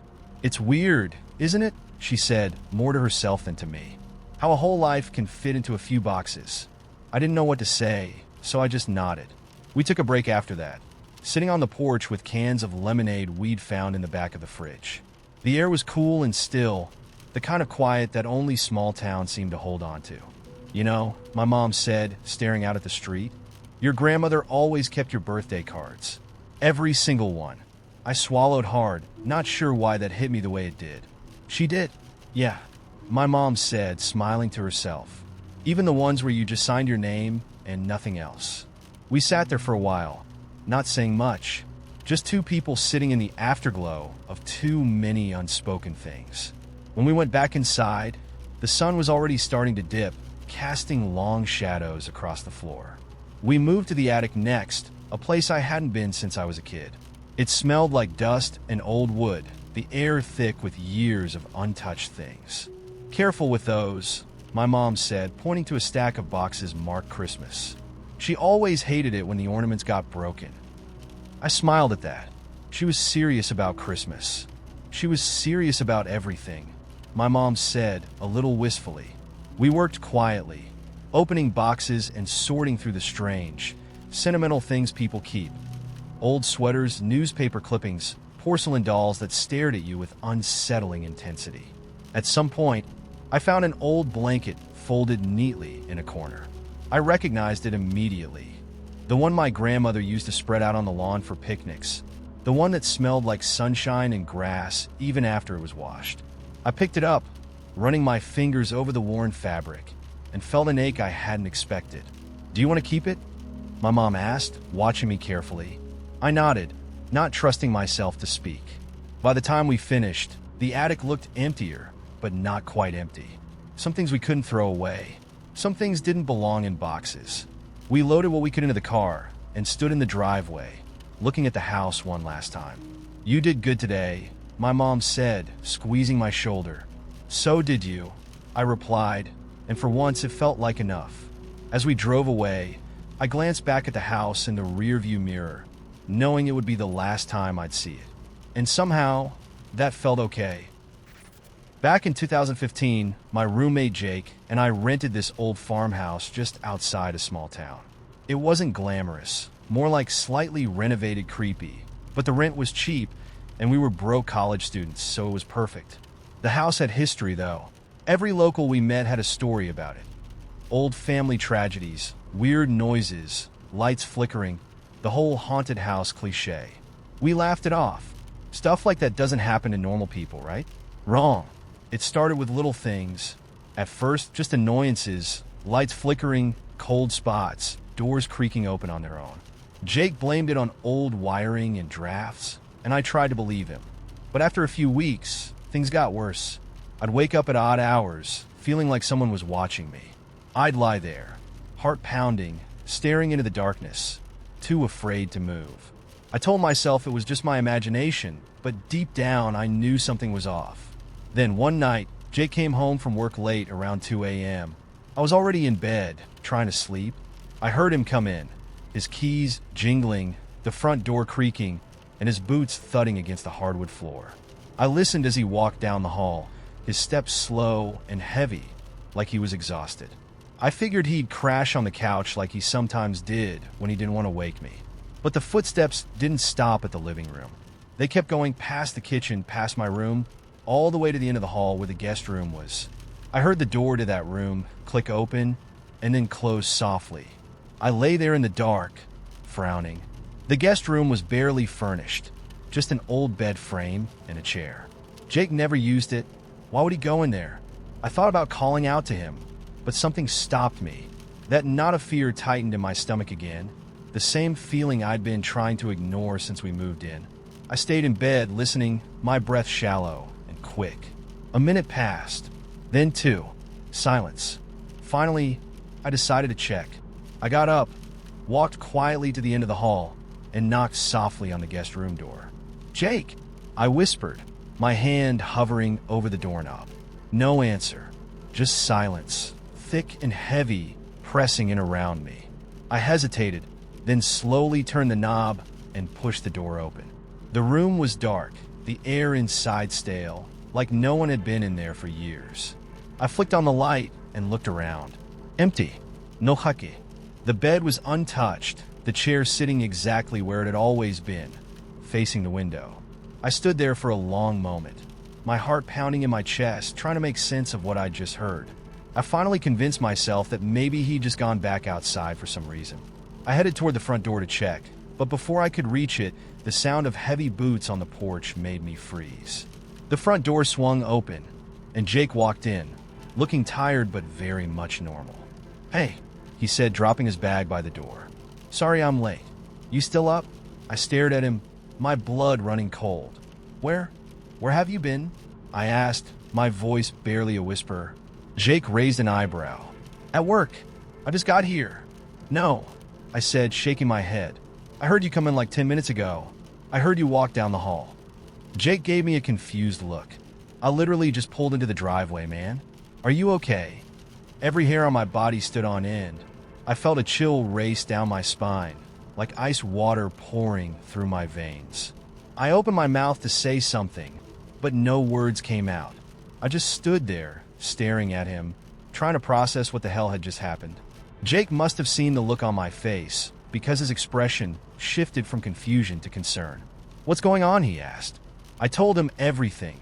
The footsteps, the guest room door opening and closing, the silence that followed. He listened quietly, his face serious. When I finished, he let out a long breath and ran a hand through his hair. "Okay," he said slowly, trying to stay calm. "Let's go check it out." We grabbed a flashlight and walked down the hall together, both of us on edge. When we reached the guest room, the door was still open, just like I'd left it. Jake shone the flashlight around the room, the beam cutting through the darkness. Nothing. No signs of anyone or anything having been in there. "Maybe you were dreaming?" Jake offered, though he didn't sound convinced. I wanted to believe that. I really did, but I knew what I'd heard. I wasn't crazy. We checked every room in the house, every window, every door. All locked. Nothing out of place. Eventually, we gave up and went back to bed, though neither of us slept much that night. The next morning, we tried to laugh it off. "Old houses make weird noises," Jake said. "It's probably just in our heads." But from that night on, things got weirder. Doors would open on their own, even when we knew we'd close them. Lights flickered constantly, no matter how many times we replaced the bulbs. And at least once a week, I'd hear those footsteps again, slow and deliberate, walking the length of the hall, always stopping at the guest room. One night, I finally worked up the nerve to ask Jake if he ever heard them too. He didn't answer right away. He just stared at me for a long moment, his face pale. "Yeah," he said quietly. "I hear them too. We tried everything, smudging the house with sage, leaving lights on, even staying out late so we wouldn't have to come home until we were too exhausted to care. But nothing worked. The footsteps kept coming. Then one night it all came to a head. Jake was out late, and I was alone in the house, trying to distract myself with a movie. Around midnight, I heard the front door creak open. My stomach dropped. "Jake!" I called out, hoping it was him. No answer. Then the footsteps started. Slow, heavy, coming down the hall, one deliberate step at a time. I grabbed my phone, my hands shaking, and texted Jake, "Are you home?" His reply came almost instantly. "No, still at work." "Why?" I stared at the message, my heart in my throat. The footsteps were getting closer. I bolted, ran out of the house, down the porch steps, and didn't stop until I was halfway down the road. I stood there in the dark, gasping for breath, phone clutched in my hand, trying not to completely lose it. Jake got home about 20 minutes later. We didn't go back inside that night. We slept in the car, parked at a gas station a few miles away. The next morning, we packed up everything we could fit in the car and left the farmhouse for good. We didn't even tell the landlord we were moving out. We just left. I don't know what was in that house. I don't know who or what was walking those halls. But I do know one thing. It wasn't Jake. And whatever it was, it knew I was alone then. It was a bad idea from the start. We both knew it, but that didn't stop us. Matt had been my best friend since high school. The kind of friend who knew everything about me. The stuff even my family didn't. We'd been through it all. First heartbreaks, late-night Taco Bell runs, shitty jobs we quit without notice, funerals we didn't know how to talk about. He was always there. And that's probably why, when everything in my life felt like it was falling apart, I ended up in his bed. It was one of those nights where nothing was going right. I just gotten laid off from work, my ex was parading her new relationship all over Instagram, and I was tired of pretending like I had everything under control. Matt knew. Of course he knew. He showed up at my apartment with a six-pack and that dumb grin of his, like he could fix everything just by being there. And for a while it worked. We sat on my floor drinking beer, laughing about how awful life could be. And for a few hours, things didn't seem quite so terrible. Somewhere between the second and third beer, I leaned my head on his shoulder, and he didn't move away. We'd always been touchy, the kind of friends who hugged without thinking, who draped arms over each other at parties or shared blankets during movie marathons. It was just how we were comfortable, but this time it felt different. I don't know if it was the beer or the sadness or something we'd been ignoring for years, but I felt myself shift closer, and then suddenly, we were kissing. It wasn't a hesitant kiss either. It was the kind of kiss that comes from years of pent-up feelings from late nights and missed chances. And before I could talk myself out of it, we were in my bed, hands fumbling, clothes tossed aside like they didn't matter. It wasn't perfect, nothing ever is, but it felt real. Like for once, I didn't have to pretend everything was okay. Afterward, we lay there, tangled in my sheets, the room heavy with the kind of silence that only comes after something you can't undo. Matt was staring at the ceiling, and I was pretending not to notice the way my heart was pounding in my chest. Finally, he turned to me and said, "This doesn't change anything, right?" And because I was too scared of what the truth would mean, I lied. Of course not. We tried to pretend nothing had changed. We really did. We went back to our usual routine, hanging out, making each other laugh, avoiding serious conversations like the plague. And for a while it worked. But the thing about pretending is that it only lasts so long. You can't unfeel things once you've felt them. You can't unknow the way someone's skin feels under your fingertips, or the way their breath catches when you kiss them. We started sleeping together more often. It wasn't every night, but enough that it became expected. And it was good. Too good. He knew exactly how to make me laugh when I was stressed, how to hold me when I felt like the world was falling apart. It was everything I needed, wrapped up in the person who already knew me better than anyone else. But it wasn't enough. Not for me anyway. The thing is, I wanted more. I wanted it to mean something. Every time we hooked up, I thought, maybe this time he'll see it too. Maybe he'll realize that we're more than just best friends, that we could be everything. But Matt was happy keeping things exactly as they were. And every time I tried to bring it up, he'd flash that easy grin of his and say, "Why mess with a good thing?" The answer, of course, was that it was already messed up. I just didn't know how to tell him without losing everything. It all came crashing down one night when I told him I loved him. I hadn't going to say it. Not like that anyway. We were lying in bed, his arms slung over my waist, and it just slipped out. 3 stupid words that changed everything. He froze, his body stiff against mine, and for a moment, I thought maybe, just maybe, he'd say it back. He didn't. Instead, he sat up, rubbing the back of his neck the way he always did when he didn't know what to say. "You know I care about you," he said finally, his voice careful. "But I don't think I can be that for you." And there it was, the truth I'd been avoiding all along. I felt like the air had been sucked out of the room, but I managed to smile like it didn't matter. Yeah, I whispered. I figured. He stayed the night, but we both knew it was the beginning of the end. We tried to keep things the same after that, but it didn't work. Every touch felt loaded. Every joke tinged with something unsaid. And slowly, painfully, we started to drift apart. Not because we wanted to, but because we didn't know how to stay. The last time we saw each other, we hugged goodbye, and it felt like saying farewell to a part of my life I wasn't ready to let go of. But I knew, deep down, that it was over. Not just the sex, but the friendship too. Some things, once broken, can't be put back together. It's been months now, and I still think about him.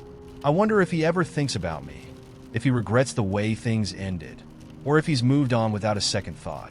I try not to dwell on it, but some nights when the world feels a little too quiet, I catch myself scrolling through old photos, remembering how easy everything used to be. People always say that sleeping with your best friend is either the best decision you'll ever make or the worst. For me, it was both. For a little while, I had everything I ever wanted. And then, just like that, it was gone. Would I do it all over again? Honestly, I don't know. Part of me thinks I should have kept my mouth shut, left things the way they were. But another part of me is glad it happened, because at least for a little while I got to love him, even if he never loved me back. And maybe, in the end, that's all we ever get. Just a moment. Just a chance, even if it doesn't last. The night started innocently enough. Just a plan to grab dinner and drinks with an old friend I hadn't seen in forever. You know the kind of night. Catch up, laugh about the past, 2 drinks max, then head home at a respectable hour. That was the plan, at least. But somewhere between the second gin and tonic and the third, the night began to slide off the rails. It wasn't intentional. I wasn't looking for anything, I swear. It was just supposed to be dinner, conversation, and maybe a slightly embarrassing Uber ride home where I fall asleep in the back seat. But that's the thing about nights like these. They sneak up on you. And before you know it, you're doing shots with strangers, dancing to songs you haven't heard since college, and telling yourself, why not? A lot more often than you should. That's when I met him. He wasn't flashy or trying to be the center of attention. Just standing at the end of the bar with a half smirk that said he knew something the rest of US didn't. He had that easy, laid-back charm, the kind that makes you want to lean in closer just to hear what he might say next. I wasn't planning on flirting, but somehow we were talking, laughing, and sliding closer together with every minute. I told myself it was harmless, just conversation, a little banter to make the night more interesting. But the way his hand brushed against my arm when he made a joke, yeah, that was not just conversation. I knew exactly what I was getting into the moment his eyes met mine and lingered just a second too long. We didn't waste much time. 1 minute we were at the bar, and the next we were stumbling through the cold night air, pressed against each other like magnets that couldn't pull away. His place wasn't far, thank God, and before I could second-guess myself, I was standing in his tiny apartment, peeling off my coat, our kisses tasting like gin and bad decisions. And it was fun, really fun. We tumbled into bed, laughing between kisses, the world outside disappearing like it always does in moments like this. He was good at it too, the kind of guy who knows exactly what to do without being arrogant about it. For a while, it felt perfect, like we were 2 people who'd known each other forever instead of 2 strangers who'd met an hour ago. But perfect always comes with an asterisk, doesn't it? I wish I could say the morning after was romantic. That we woke up tangled in each other, laughing over breakfast plans and silly inside jokes we'd already formed. But that's not how these stories go. Not really. I woke up before he did, the early morning light creeping through his curtains like an unwelcome guest. For a moment, I stayed still, feeling the warmth of his body next to mine, listening to the quiet hum of his breathing. And it should have felt nice. It should have been comforting. But instead, it hit me. The sinking realization that this moment, however good it had been, was already slipping away. I knew how this worked. I'd been here before. The thrill fades, and what's left is nothing. Just 2 people who shared a night, now awkwardly stuck in the aftermath. I could already feel the weight settling into my chest, that familiar mix of guilt and sadness creeping in like a slow tide. I slipped out of bed carefully, trying not to wake him, and gathered my clothes from the floor. There's something humiliating about getting dressed in the dim light of someone else's bedroom, pulling on last night's clothes and realizing they don't fit the way they did when you put them on. They feel different, like they belong to another version of you, a version that's already evaporated with the night. He stirred as I was slipping on my shoes, and for a second, I thought about crawling back into bed, pretending that this was something more than it was. But that thought passed as quickly as it came. I knew better. Heading out? His voice was groggy, soft, like he wasn't fully awake yet. I nodded, giving him a small smile. Yeah, I got an early morning. It wasn't a total lie. I did have things to do, errands, laundry, the usual. But more than anything, I just needed to get out before the regret set in too deeply. He didn't ask for my number. He didn't offer coffee. Just gave me a sleepy grin, like this was all routine for him, and said, "Take care." And just like that, I was gone. The walk of shame isn't as cinematic as people make it seem. It's not glamorous or funny. It's just cold, uncomfortable, and lonely. I kept my head down as I walked to the curb, hoping no one would notice me in last night's outfit, hoping I wouldn't run into anyone I knew. The Uber ride home was quiet, except for the driver who made polite small talk I wasn't in the mood for. I leaned my head against the window, watching the city pass by, and tried to shake the heavy feeling that had settled in my chest. I told myself it was fine. No big deal. Just a hookup. Everyone has them, right? But no matter how many times I tried to convince myself, it didn't feel fine. It felt hollow, like I'd traded a piece of myself for a few hours of fun, and now I didn't know how to get it back. I got home, kicked off my shoes, and collapsed onto my bed without bothering to change. I stared at the ceiling for a long time, the silence of my apartment pressing down on me like a weight I couldn't lift. I knew this feeling well. It wasn't new. It was the same emptiness that followed every hookup, the same nagging thought that maybe, just maybe, this wasn't what I really wanted.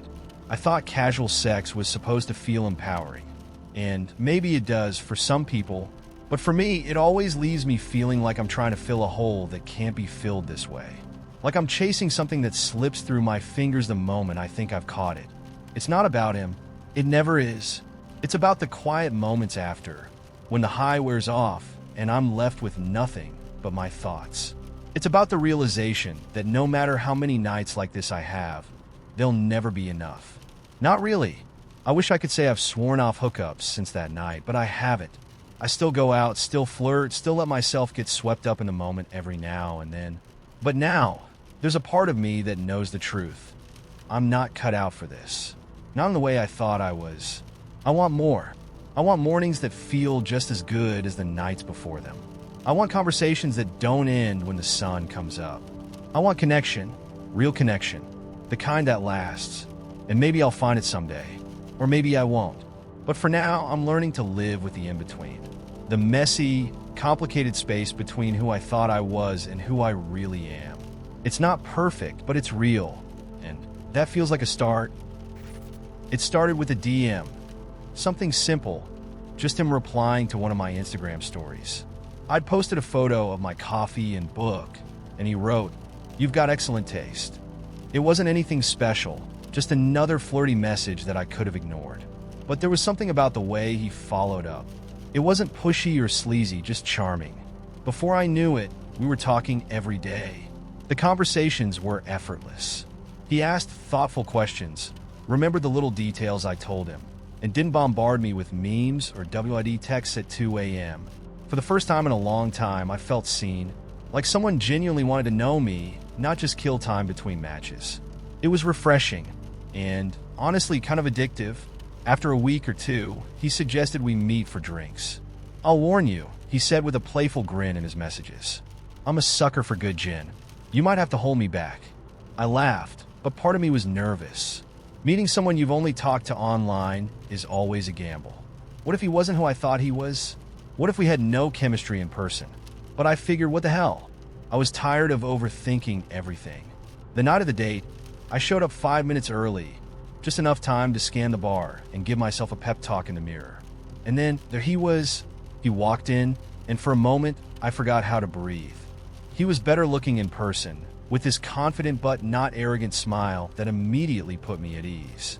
When he hugged me hello, it felt like the most natural thing in the world. We grabbed a booth, ordered drinks, and fell into easy conversation. I don't even remember what we talked about, just that it felt right. He was funny without trying too hard, attentive without being clingy, and genuinely interested in everything I had to say.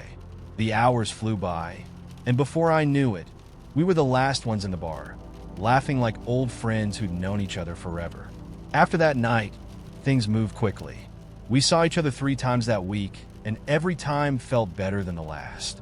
It wasn't just the dates, it was the way he made me feel when we were apart too. He'd send good morning texts, send me pictures of the random things he saw during his day, and always made time to call, even if just for a few minutes. For the first time in what felt like forever, I wasn't overanalyzing. I wasn't questioning every little thing. I was just happy. And then, out of nowhere, it all started to unravel. It began with a missed call. Nothing dramatic. He texted me an hour later, saying he got caught up at work. No big deal, right? But the next day, the same thing happened. Then the day after that. I tried not to read into it, but the little voice in the back of my head started whispering, something's off. A week later, he canceled one of our dates. Just exhausted, he said. Rain check. Of course, I said yes. But rain checks turned into radio silence. The texts became less frequent. The phone call stopped. And just like that, the connection we'd built began to slip through my fingers. I tried to play it cool, giving him space without making a big deal of it. People get busy, right? Life gets in the way. But I could feel it in my gut. Something had shifted. He wasn't pulling away because he was busy. He was pulling away because he was losing interest. One night, after days of silence, I decided to ask him point blank what was going on. I sent a message. Hey, are we good? It feels like something's changed. I stared at my phone, heart pounding, waiting for his reply. When it finally came, it was as if someone had punched me in the chest. I think you're amazing, he wrote. I just don't think I'm in the right place for something serious right now. I sat there, rereading the message, feeling numb. It was such a cliche line. The kind of thing people say when they don't have the guts to tell you the real reason they're leaving. But I couldn't be mad. Not really. He didn't ghost me, didn't disappear without a word. He gave me closure. I wanted to respond with something dignified, something that would make me feel like I had the upper hand. But instead, all I managed was, thanks for being honest. He replied with a sad face emoji, and that was it. Conversation over. Just like that, it was done. In the days that followed, I cycled through every emotion imaginable. Anger, sadness, confusion. One moment, I'd tell myself I was fine, that it was better to know the truth than to be led on. The next, I'd be a sobbing mess, scrolling through our old conversations, wondering how everything had gone so wrong so quickly. I knew, logically, that it wasn't my fault. Sometimes people just don't click the way they think they will. Sometimes timing is off or feelings fade.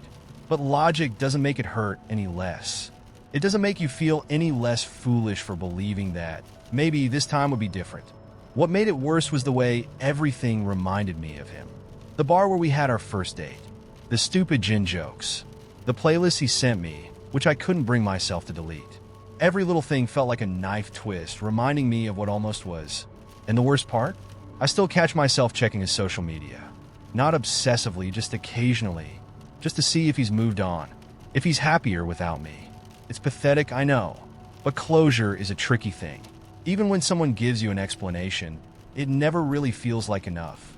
These days, I'm more guarded than ever.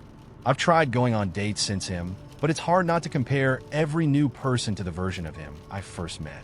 It's hard not to wonder if, eventually, everyone will lose interest the same way. If love is just a series of near misses, people coming into your life just long enough to make you hope, only to leave when it's no longer convenient. I want to believe that's not true. I want to believe that one day someone will come along and stay.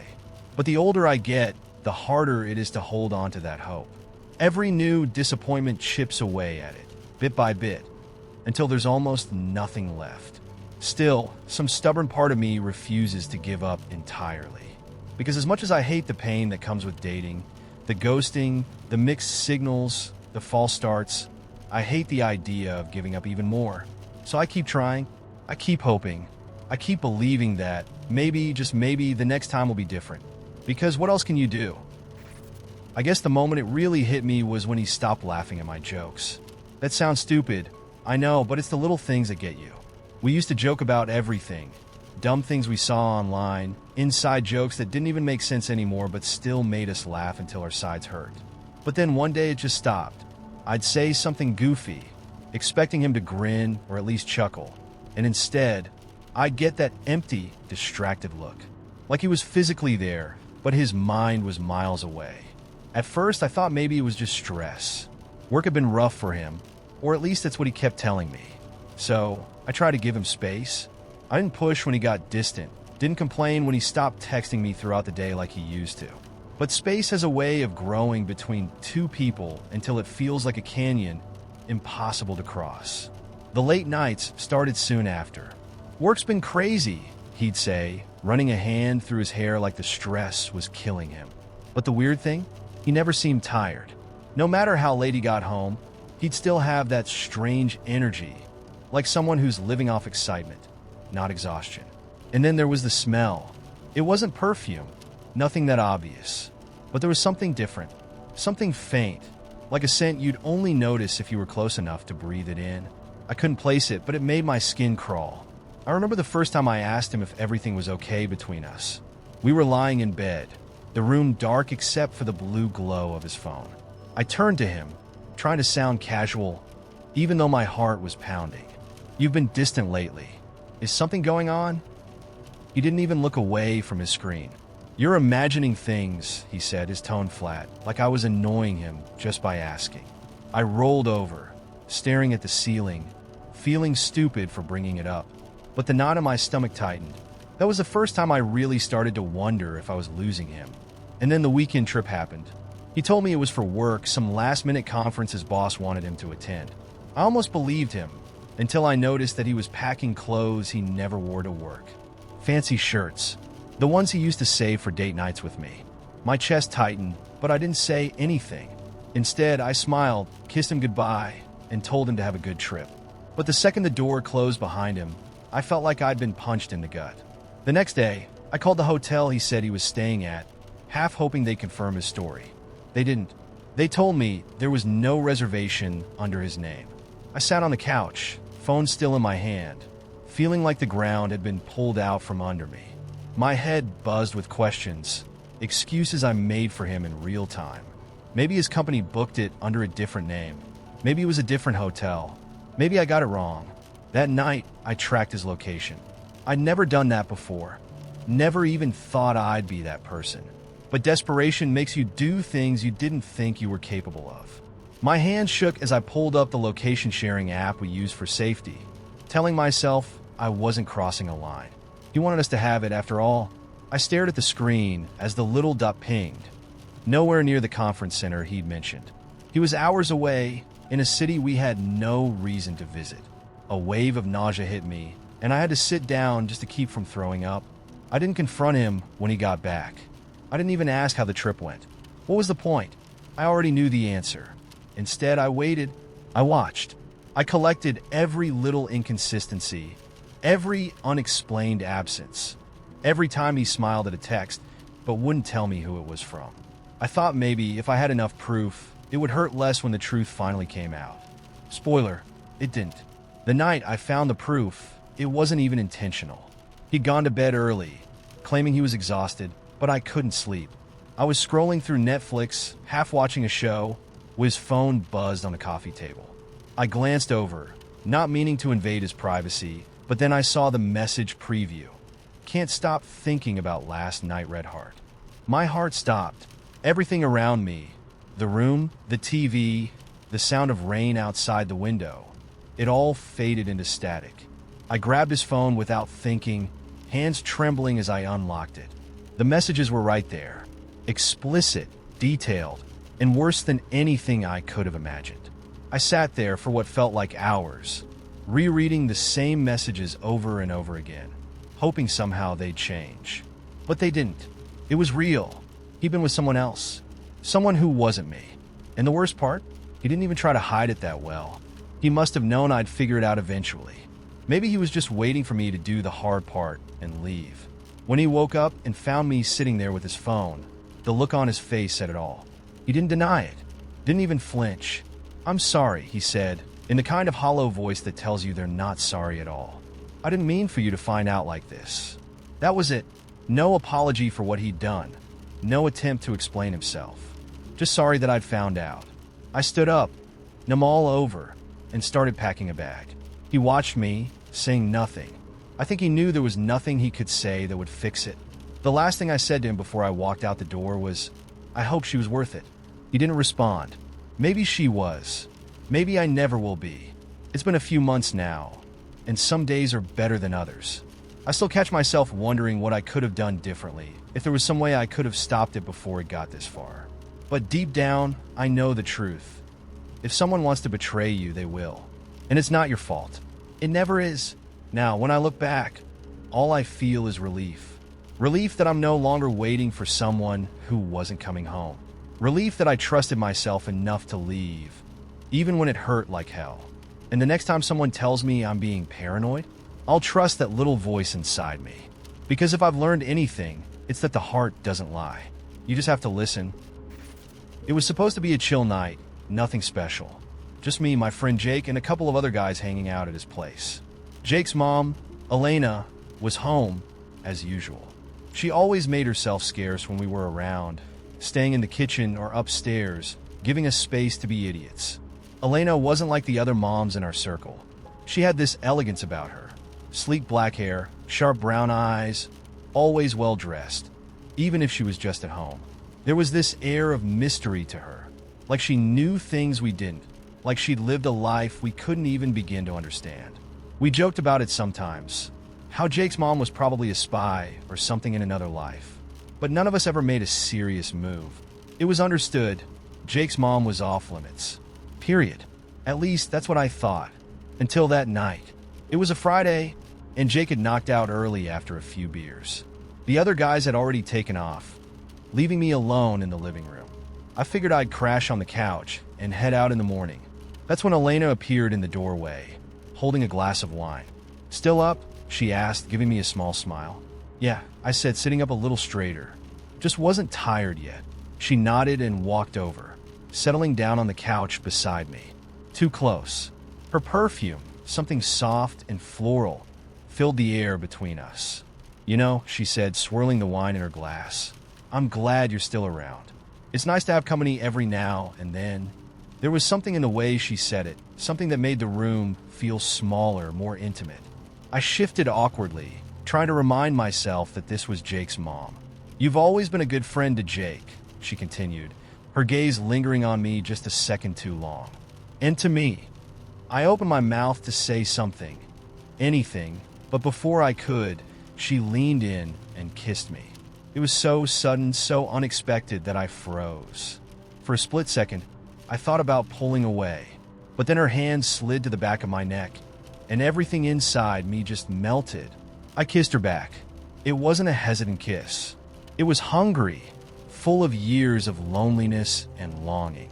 Before I knew it, I was pulling her closer, and she was climbing into my lap, her wine glass abandoned on the coffee table. My brain was screaming at me to stop, to think, but my body had other ideas. We stumbled toward her room, trying to stay quiet, but every step felt like a ticking bomb. The door clicked shut behind us, and then there was nothing, just the sound of our breathing, the feel of her skin against mine, the overwhelming sense that I was crossing a line I could never uncross. The next morning was a blur of tangled sheets and whispered goodbyes. I slipped out of her room before Jake woke up, the weight of what I'd done crashing down on me. I told myself it was a one-time thing, a mistake we'd both pretend never happened. But it wasn't. She texted me later that day. Just a simple message. "Last night was nice." And just like that, I was hooked. We started sneaking around whenever we could. Late nights when Jake was working. Stolen moments when he wasn't home. It was dangerous, and it was wrong, but it was also intoxicating. She made me feel alive in a way I hadn't felt in years. I knew it couldn't last. I knew it was only a matter of time before Jake found out. But every time I told myself I'd end it, she'd pull me back in with a smile, a kiss, a whispered promise. Then, one night, everything came crashing down. Jake had invited a bunch of us over for a movie night. Elena was supposed to be out with friends, so I figured it was safe. But halfway through the movie, the front door swung open, and there she was standing in the doorway, her eyes locking with mine. I could feel the blood drain from my face. Jake didn't notice at first. He was too busy scrolling through Netflix looking for something to watch. But then he glanced up and saw the look on my face and on hers. "Wait a minute," Jake said slowly, his eyes narrowing. "What the fuck is going on?" I tried to play it off, but Jake wasn't stupid. He stood up, his expression shifting from confusion to disbelief to pure rage in a matter of seconds. "No fucking way," he muttered, his voice low and dangerous. "You? And my mom?" "Jake, listen," I started, but he cut me off with a shove that nearly knocked me off my feet. "How long?" he demanded, his fists clenched at his sides. "How fucking long has this been going on?" I didn't know what to say. There was no excuse, no way to spin it. I'd betrayed him in the worst possible way, and we both knew it. Jake let out a bitter laugh, shaking his head. "Unbelievable," he muttered. "You were supposed to be my friend." He turned to Elena, his expression twisting with anger and hurt. "And you? Jesus Christ, Mom. What the hell were you thinking?" Elena tried to explain, but it didn't matter. Jake stormed out of the house, slamming the door behind him. The sound echoed through the empty living room, leaving us standing there in the wreckage of everything we'd just destroyed. We never spoke about it after that night. Jake blocked me on everything, phone, social media, all of it. I tried reaching out a couple of times, but he never responded. Elena and I stopped seeing each other, too. The thrill was gone, replaced by an unbearable weight of guilt and regret.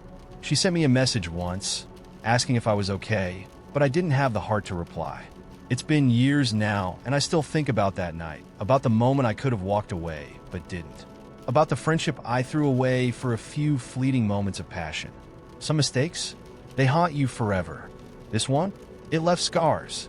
And no matter how much time passes, those scars never really fade. We had this one substitute teacher named Mr. Hargrove, and honestly, the man was a walking mystery. Nobody knew where the school found him, but he was different. Like the kind of guy who looked like he'd fought in 3 wars, lived in a van, and only came out of hiding when he needed rent money. He had this permanent 5 o'clock shadow, wore mismatched socks, and talked like everything annoyed him, including breathing. Whenever he subbed, the whole class would turn into a zoo. He didn't care. He would just plop down at the desk, crack open some ancient paperback book that looked like it belonged in a thrift store, and say, "Do whatever you want. Just don't kill each other." Which in hindsight was probably not the smartest rule to set. Anyway, one day we were in biology class, and the regular teacher was out sick. Sure enough, in walked Mr. Hargrove, dragging his sad little duffel bag behind him like he was reporting from military duty. He didn't even bother with attendance. He just dropped into the chair, pulled out his book, and muttered, "Don't burn the place down." Now here's the thing about that particular biology class. It had Gary. Gary was not like the rest of us. If chaos were a person, it would be Gary. He wasn't a bully or a troublemaker in the traditional sense, just someone with an unfortunate talent for making everything worse. If something was even remotely dumb, Gary would find a way to make it 10 times dumber. So, about 15 minutes into class, Gary got bored. And a bored Gary is a dangerous Gary. He started poking around the supply closet where the teacher kept the biology lab equipment. We all figured he was just looking for the microscopes or maybe some beakers to mess around with. Typical Gary stuff. But no, Gary found something much worse. He found a classroom snake. Now, technically, the snake wasn't even supposed to be in the classroom that day. It was a ball python named Mittens, and it usually lived in a tank by the teacher's desk. For some reason, the tank was empty, and Mittens had been stashed in a plastic storage bin with air holes poked in the lid. To this day, I don't know why the teacher thought leaving a snake unattended in a bin was a good idea. Maybe she figured none of us were stupid enough to mess with it. She underestimated Gary. The second Gary realized what was inside the bin, his eyes lit up like he'd just discovered buried treasure. "Dude," he whispered, lifting the lid. "We should totally take it out." We all protested, of course. "Gary, don't. Gary, that's a terrible idea. Gary, you're gonna get us all expelled." But there was no stopping him. Gary was a force of nature. Within seconds, he had the snake draped over his shoulders like it was some kind of weird fashion statement. At first, it seemed fine. Mittens was pretty chill, just kind of hanging there, doing snake things. But then Gary decided that having a snake around his neck wasn't exciting enough. No, Gary wanted drama. So he stood up on one of the lab tables, spread his arms wide like a magician about to perform a grand trick, and shouted, "Behold, the serpent of knowledge!" And that's when everything went to hell. The snake, understandably freaked out by Gary's theatrics, decided it wanted off the Gary train immediately. It slithered down his arm, dropped onto the table, and made a break for freedom. The sight of a loose snake slithering across the table sent the entire class into instant panic mode. People started screaming, chairs toppled over, and one kid tried to climb out the window even though we were on the second floor. Gary, being Gary, thought this was hilarious. "Relax, guys," he yelled. "It's not even poisonous." At that exact moment, Mittens decided to slither under the radiator at the back of the room. Now, you'd think that would be the end of the excitement. Just a harmless snake finding a warm spot to chill. But no, this is where things went from dumb prank to potential felony. See, the radiator in that classroom hadn't worked properly in years, so someone, probably the janitor, had rigged it with an ancient, janky space heater. The heater was wedged behind the radiator, held together with duct tape and what I assume was pure desperation. And wouldn't you know it, Mittens crawled right into the heater. The next thing we knew, sparks were flying out of the radiator, and this awful burning smell filled the room. Someone screamed, "The snake's gonna catch fire," and everyone lost their minds. Kids were running in every direction. Someone knocked over the emergency eye wash station, and within 30 seconds the whole floor was flooded with 2 inches of water. Meanwhile, Mr. Hargrove, still sitting at the desk, he didn't even look up from his book. Gary, to his credit, tried to grab the snake out of the heater, but Mittens had wedged itself deep inside, and now it was hissing like it was personally offended.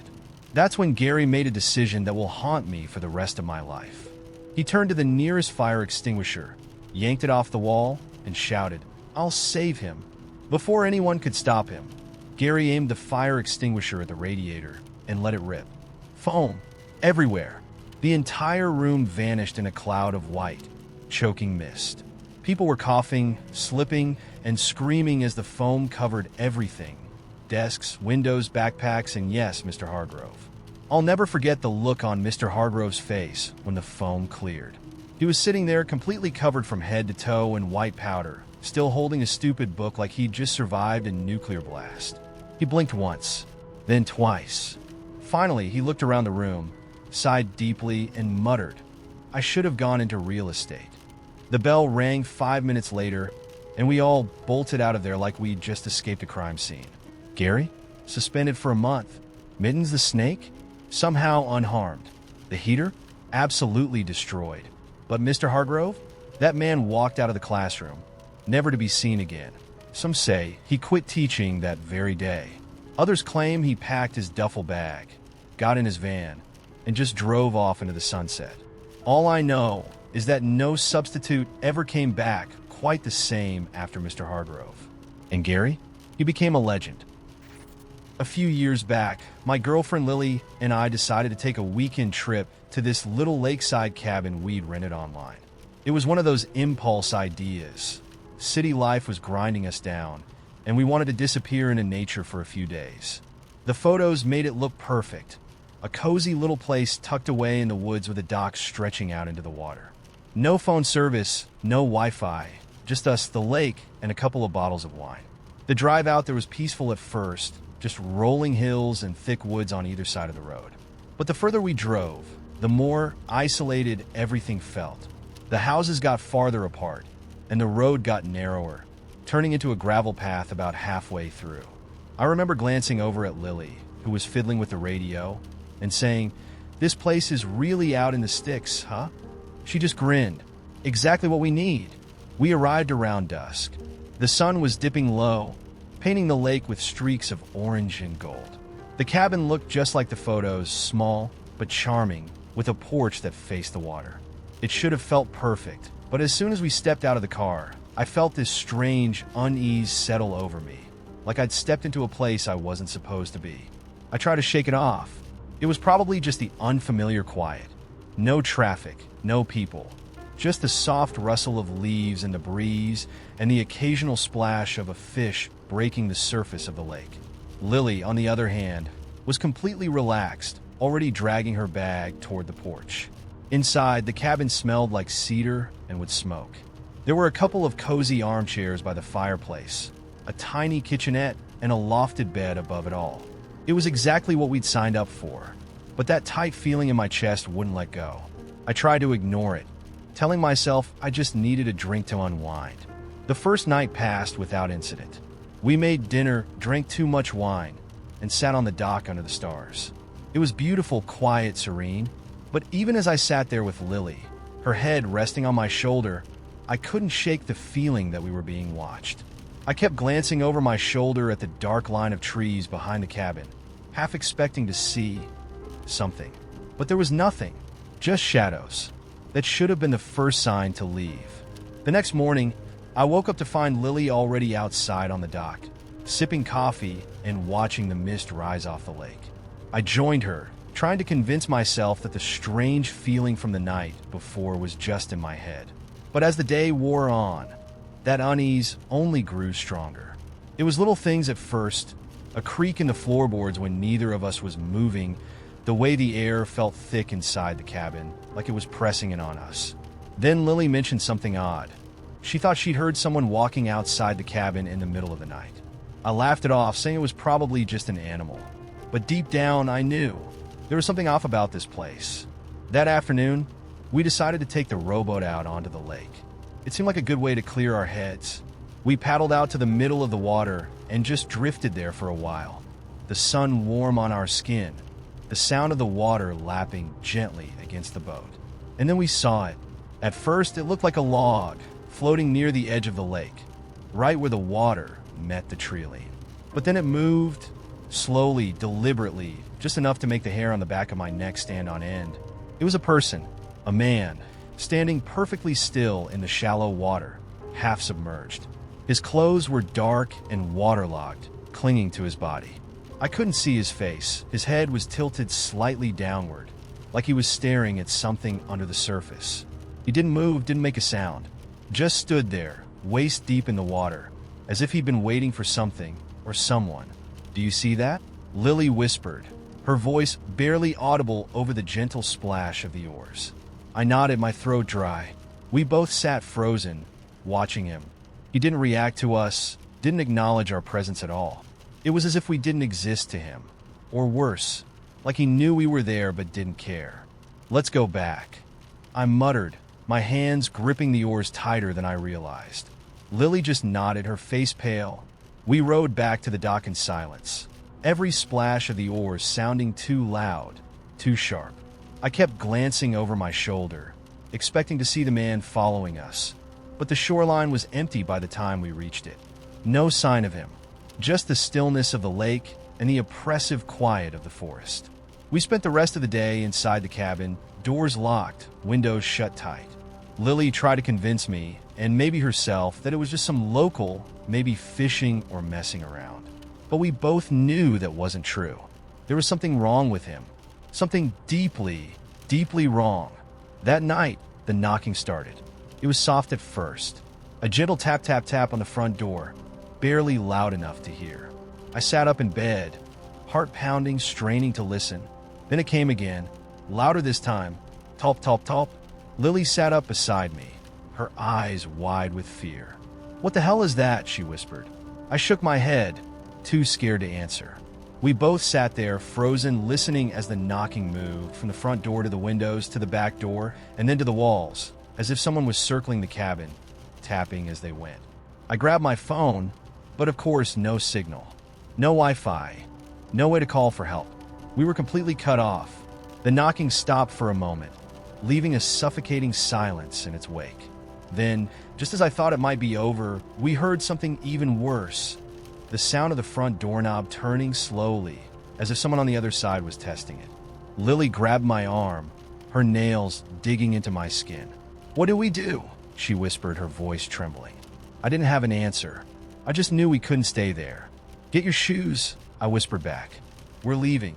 Now!"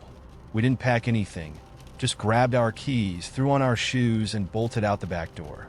The night was pitch black, and the forest seemed to close in around us as we ran toward the car. I kept expecting to hear footsteps behind us, but the only sound was our ragged breathing and the crunch of gravel underfoot. When we reached the car, I fumbled with the keys, my hands shaking so badly I could barely unlock the door. We jumped in, slammed the doors shut, and I started the engine. Just as the headlights flicked on, illuminating the road ahead, we saw him. The man from the lake. He was standing at the edge of the forest, just beyond the reach of the headlights, his dark, waterlogged clothes dripping onto the ground. He didn't move, just stood there, staring at us with eyes that were too dark, too empty. I threw the car into reverse and peeled out of the driveway, tires skidding on the gravel. Lily was crying, saying something I couldn't understand, and all I could think was, "Get away, get away, get away." We didn't stop driving until we reached the nearest town, an hour away. We spent the night in a cheap motel, huddled together on the bed, too terrified to sleep. We never went back to the cabin. I didn't even leave a review. But sometimes, late at night, I think about that man, how he just stood there waiting. And I wonder what would have happened if we hadn't left when we did. I didn't mean to buy the wrong light bulbs. It just sort of happened, like most of my mistakes, through a perfect combination of poor planning and overconfidence. My bathroom light went out a week ago, and I'd been showering in semi-darkness ever since, convincing myself that today would be the day I'd replace it. But today hadn't come. Not until tonight, when I accidentally flipped the bathroom switch out of habit and stood there, blinking stupidly into the pitch black like someone waiting for electricity to apologize.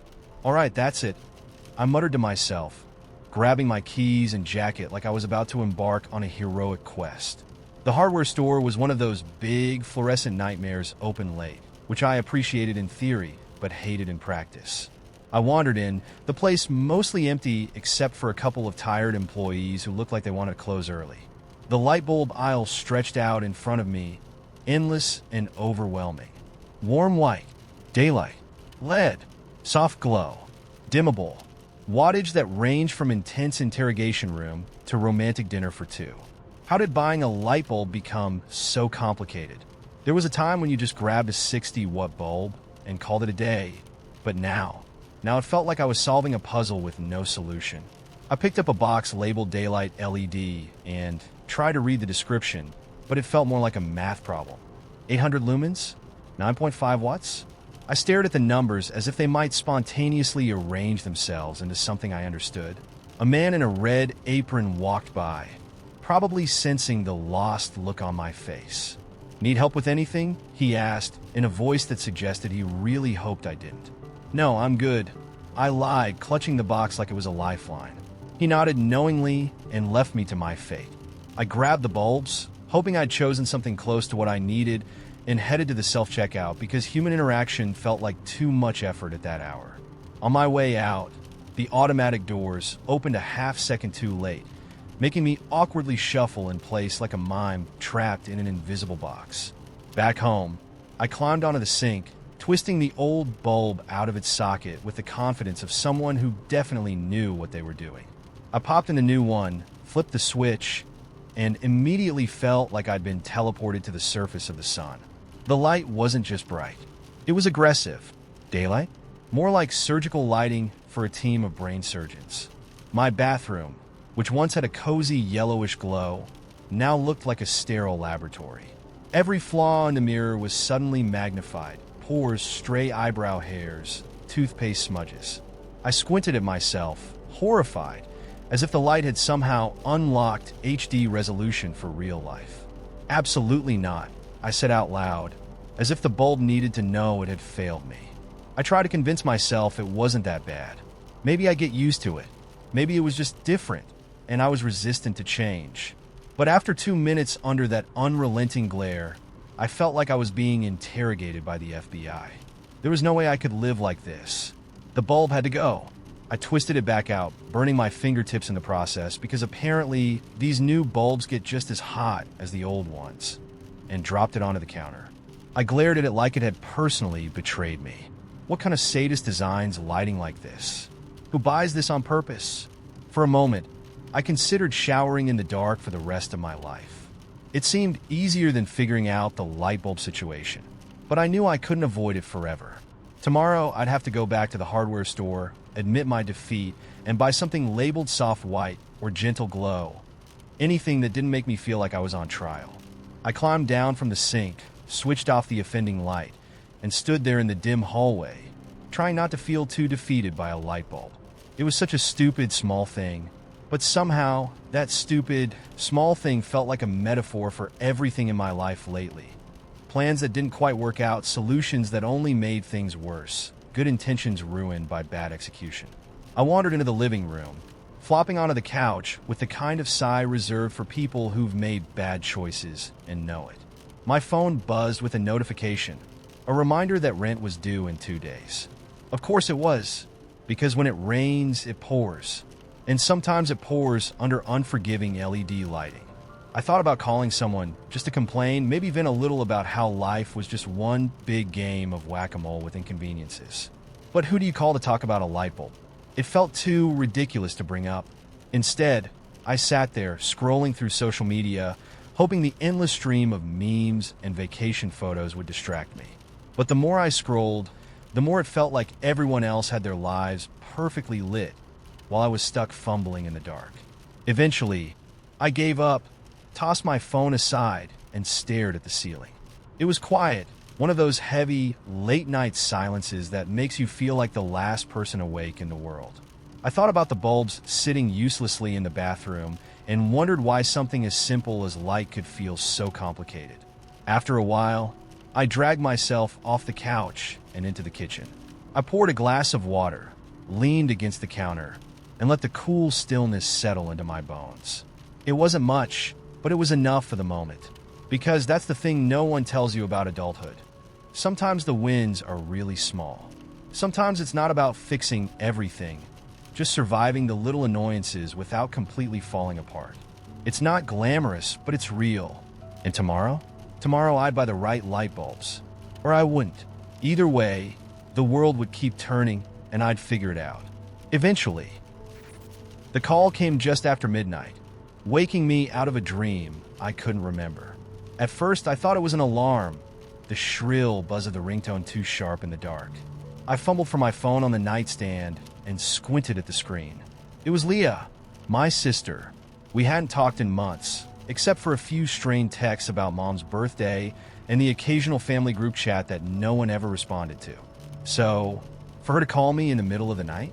Something was wrong. I knew it before I answered.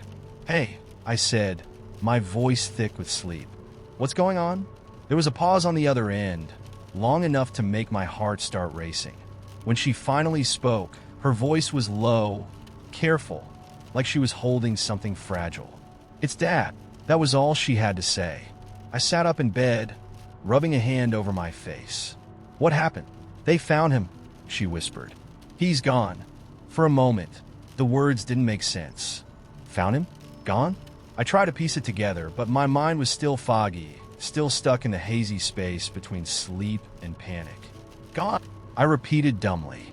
"He passed away," Leah said, her voice breaking on the last word. I didn't say anything. What do you even say to something like that? "They think it was a heart attack," she continued, filling the silence between us. "The neighbor found him on the porch this afternoon. He was just sitting there, like he dozed off." I closed my eyes and leaned back against the headboard, trying to breathe through the sudden, crushing weight in my chest. Dad, just sitting there like it was any other day, like he'd close his eyes for a minute and never open them again. "Are you okay?" Leah asked quietly. No, I thought I wasn't okay, but I couldn't tell her that. "So, elite." "Yeah," I whispered. "Are fine?" The next morning, I packed a bag without thinking too hard about what I was throwing in. A couple of shirts, socks, my toothbrush, whatever I could grab quickly. It wasn't about what I'd need. It was about getting on the road, putting distance between me and the quiet emptiness of my apartment. The drive back to our hometown felt both familiar and strange, like driving through an old photo you thought you'd forgotten. Every turn, every mile marker, tugged at something buried deep, a childhood memory, a lost moment, a version of me that no longer fit. When I finally pulled into the driveway of the house I grew up in, Leah was already there, sitting on the porch steps with a cup of coffee cradled in her hands. She looked up when she saw me, offering a tired, sad smile that barely reached her eyes. "You made it," she said softly. "Yeah," I replied, setting my duffel bag down on the porch. "I made it." For a moment, we just stood there, awkward and unsure, like we were both waiting for the other to say something first. Leah looked thinner than I remembered, her hair pulled into a messy bun, her eyes puffy from crying. She looked older, too, like the weight of everything had caught up to her all at once. "I wasn't sure if you'd come," she admitted, breaking the silence. "Of course I came," I said, though part of me knew what she meant. I'd stayed away for too long, letting the miles between us turn into excuses. She nodded, biting her bottom lip the way she always did when she was trying not to cry. I didn't know who else to call. "I'm here now," I said, hoping it would be enough. The inside of the house smelled the same, like old wood, coffee, and something faintly metallic, as if the air itself remembered the years we'd spent here. The furniture was still in the same places, though everything looked a little more worn, a little more tired. Dad's reading glasses were on the kitchen table, next to an open newspaper folded neatly in half. A cup of tea, untouched, sat beside it, the liquid inside long gone cold. I stared at the table for a long moment, the ordinariness of it all making my chest ache. This was how his day had started. Tea, newspaper, the familiar rhythm of a life lived quietly. And now it was over, just like that. Leah hovered beside me, fidgeting with the hem of her sweater. "I don't know what we're supposed to do," she whispered. Neither did I. But we got to work anyway, because that's what you do when the world crumbles. You keep moving, even if you're not sure where you're going.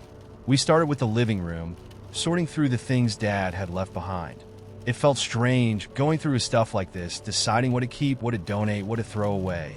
Every object told a story. A worn-out baseball cap, a coffee mug with a chip in the handle, a stack of books with bookmarks still wedged between the pages. At some point, Leah found an old box tucked under the couch. She opened it carefully, pulling out a handful of photographs. "Look at this," she said, holding up a picture of the two of us from years ago, me, maybe 8 or 9, grinning with a front tooth missing.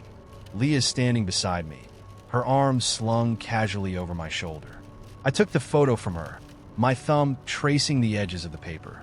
"We thought we were so cool," I muttered, a small, bitter laugh escaping me. "We were," Leah said, smiling through her tears. "The hardest part was the bedroom. We saved it for last, like we thought we could put off the inevitable by dealing with everything else first. But eventually we had to face it. The room smelled faintly of aftershave and laundry detergent, as if Dad was just out running errands and might come back any minute. His slippers were by the bed, his watch resting on the nightstand. Leah sat down on the edge of the bed, running her hands over the quilt our grandmother had made years ago.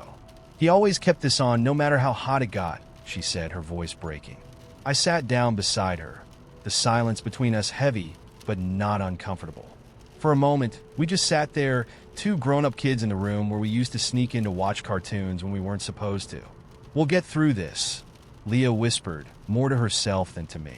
"Yeah," I said, though neither of us sounded convinced. After we finished, we sat on the porch again, watching the sun sink slowly behind the trees. The house felt quieter now, emptier, but not in a bad way, more like a weight had been lifted, even if only a little. Leah leaned her head on my shoulder, and I let her. It felt right, like maybe we were finally learning how to hold each other up, even after all the years we'd spent drifting apart. "Thanks for coming," she whispered.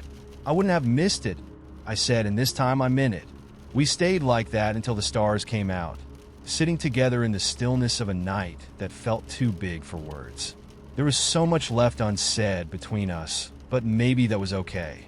Some things don't need to be spoken. Some things are understood.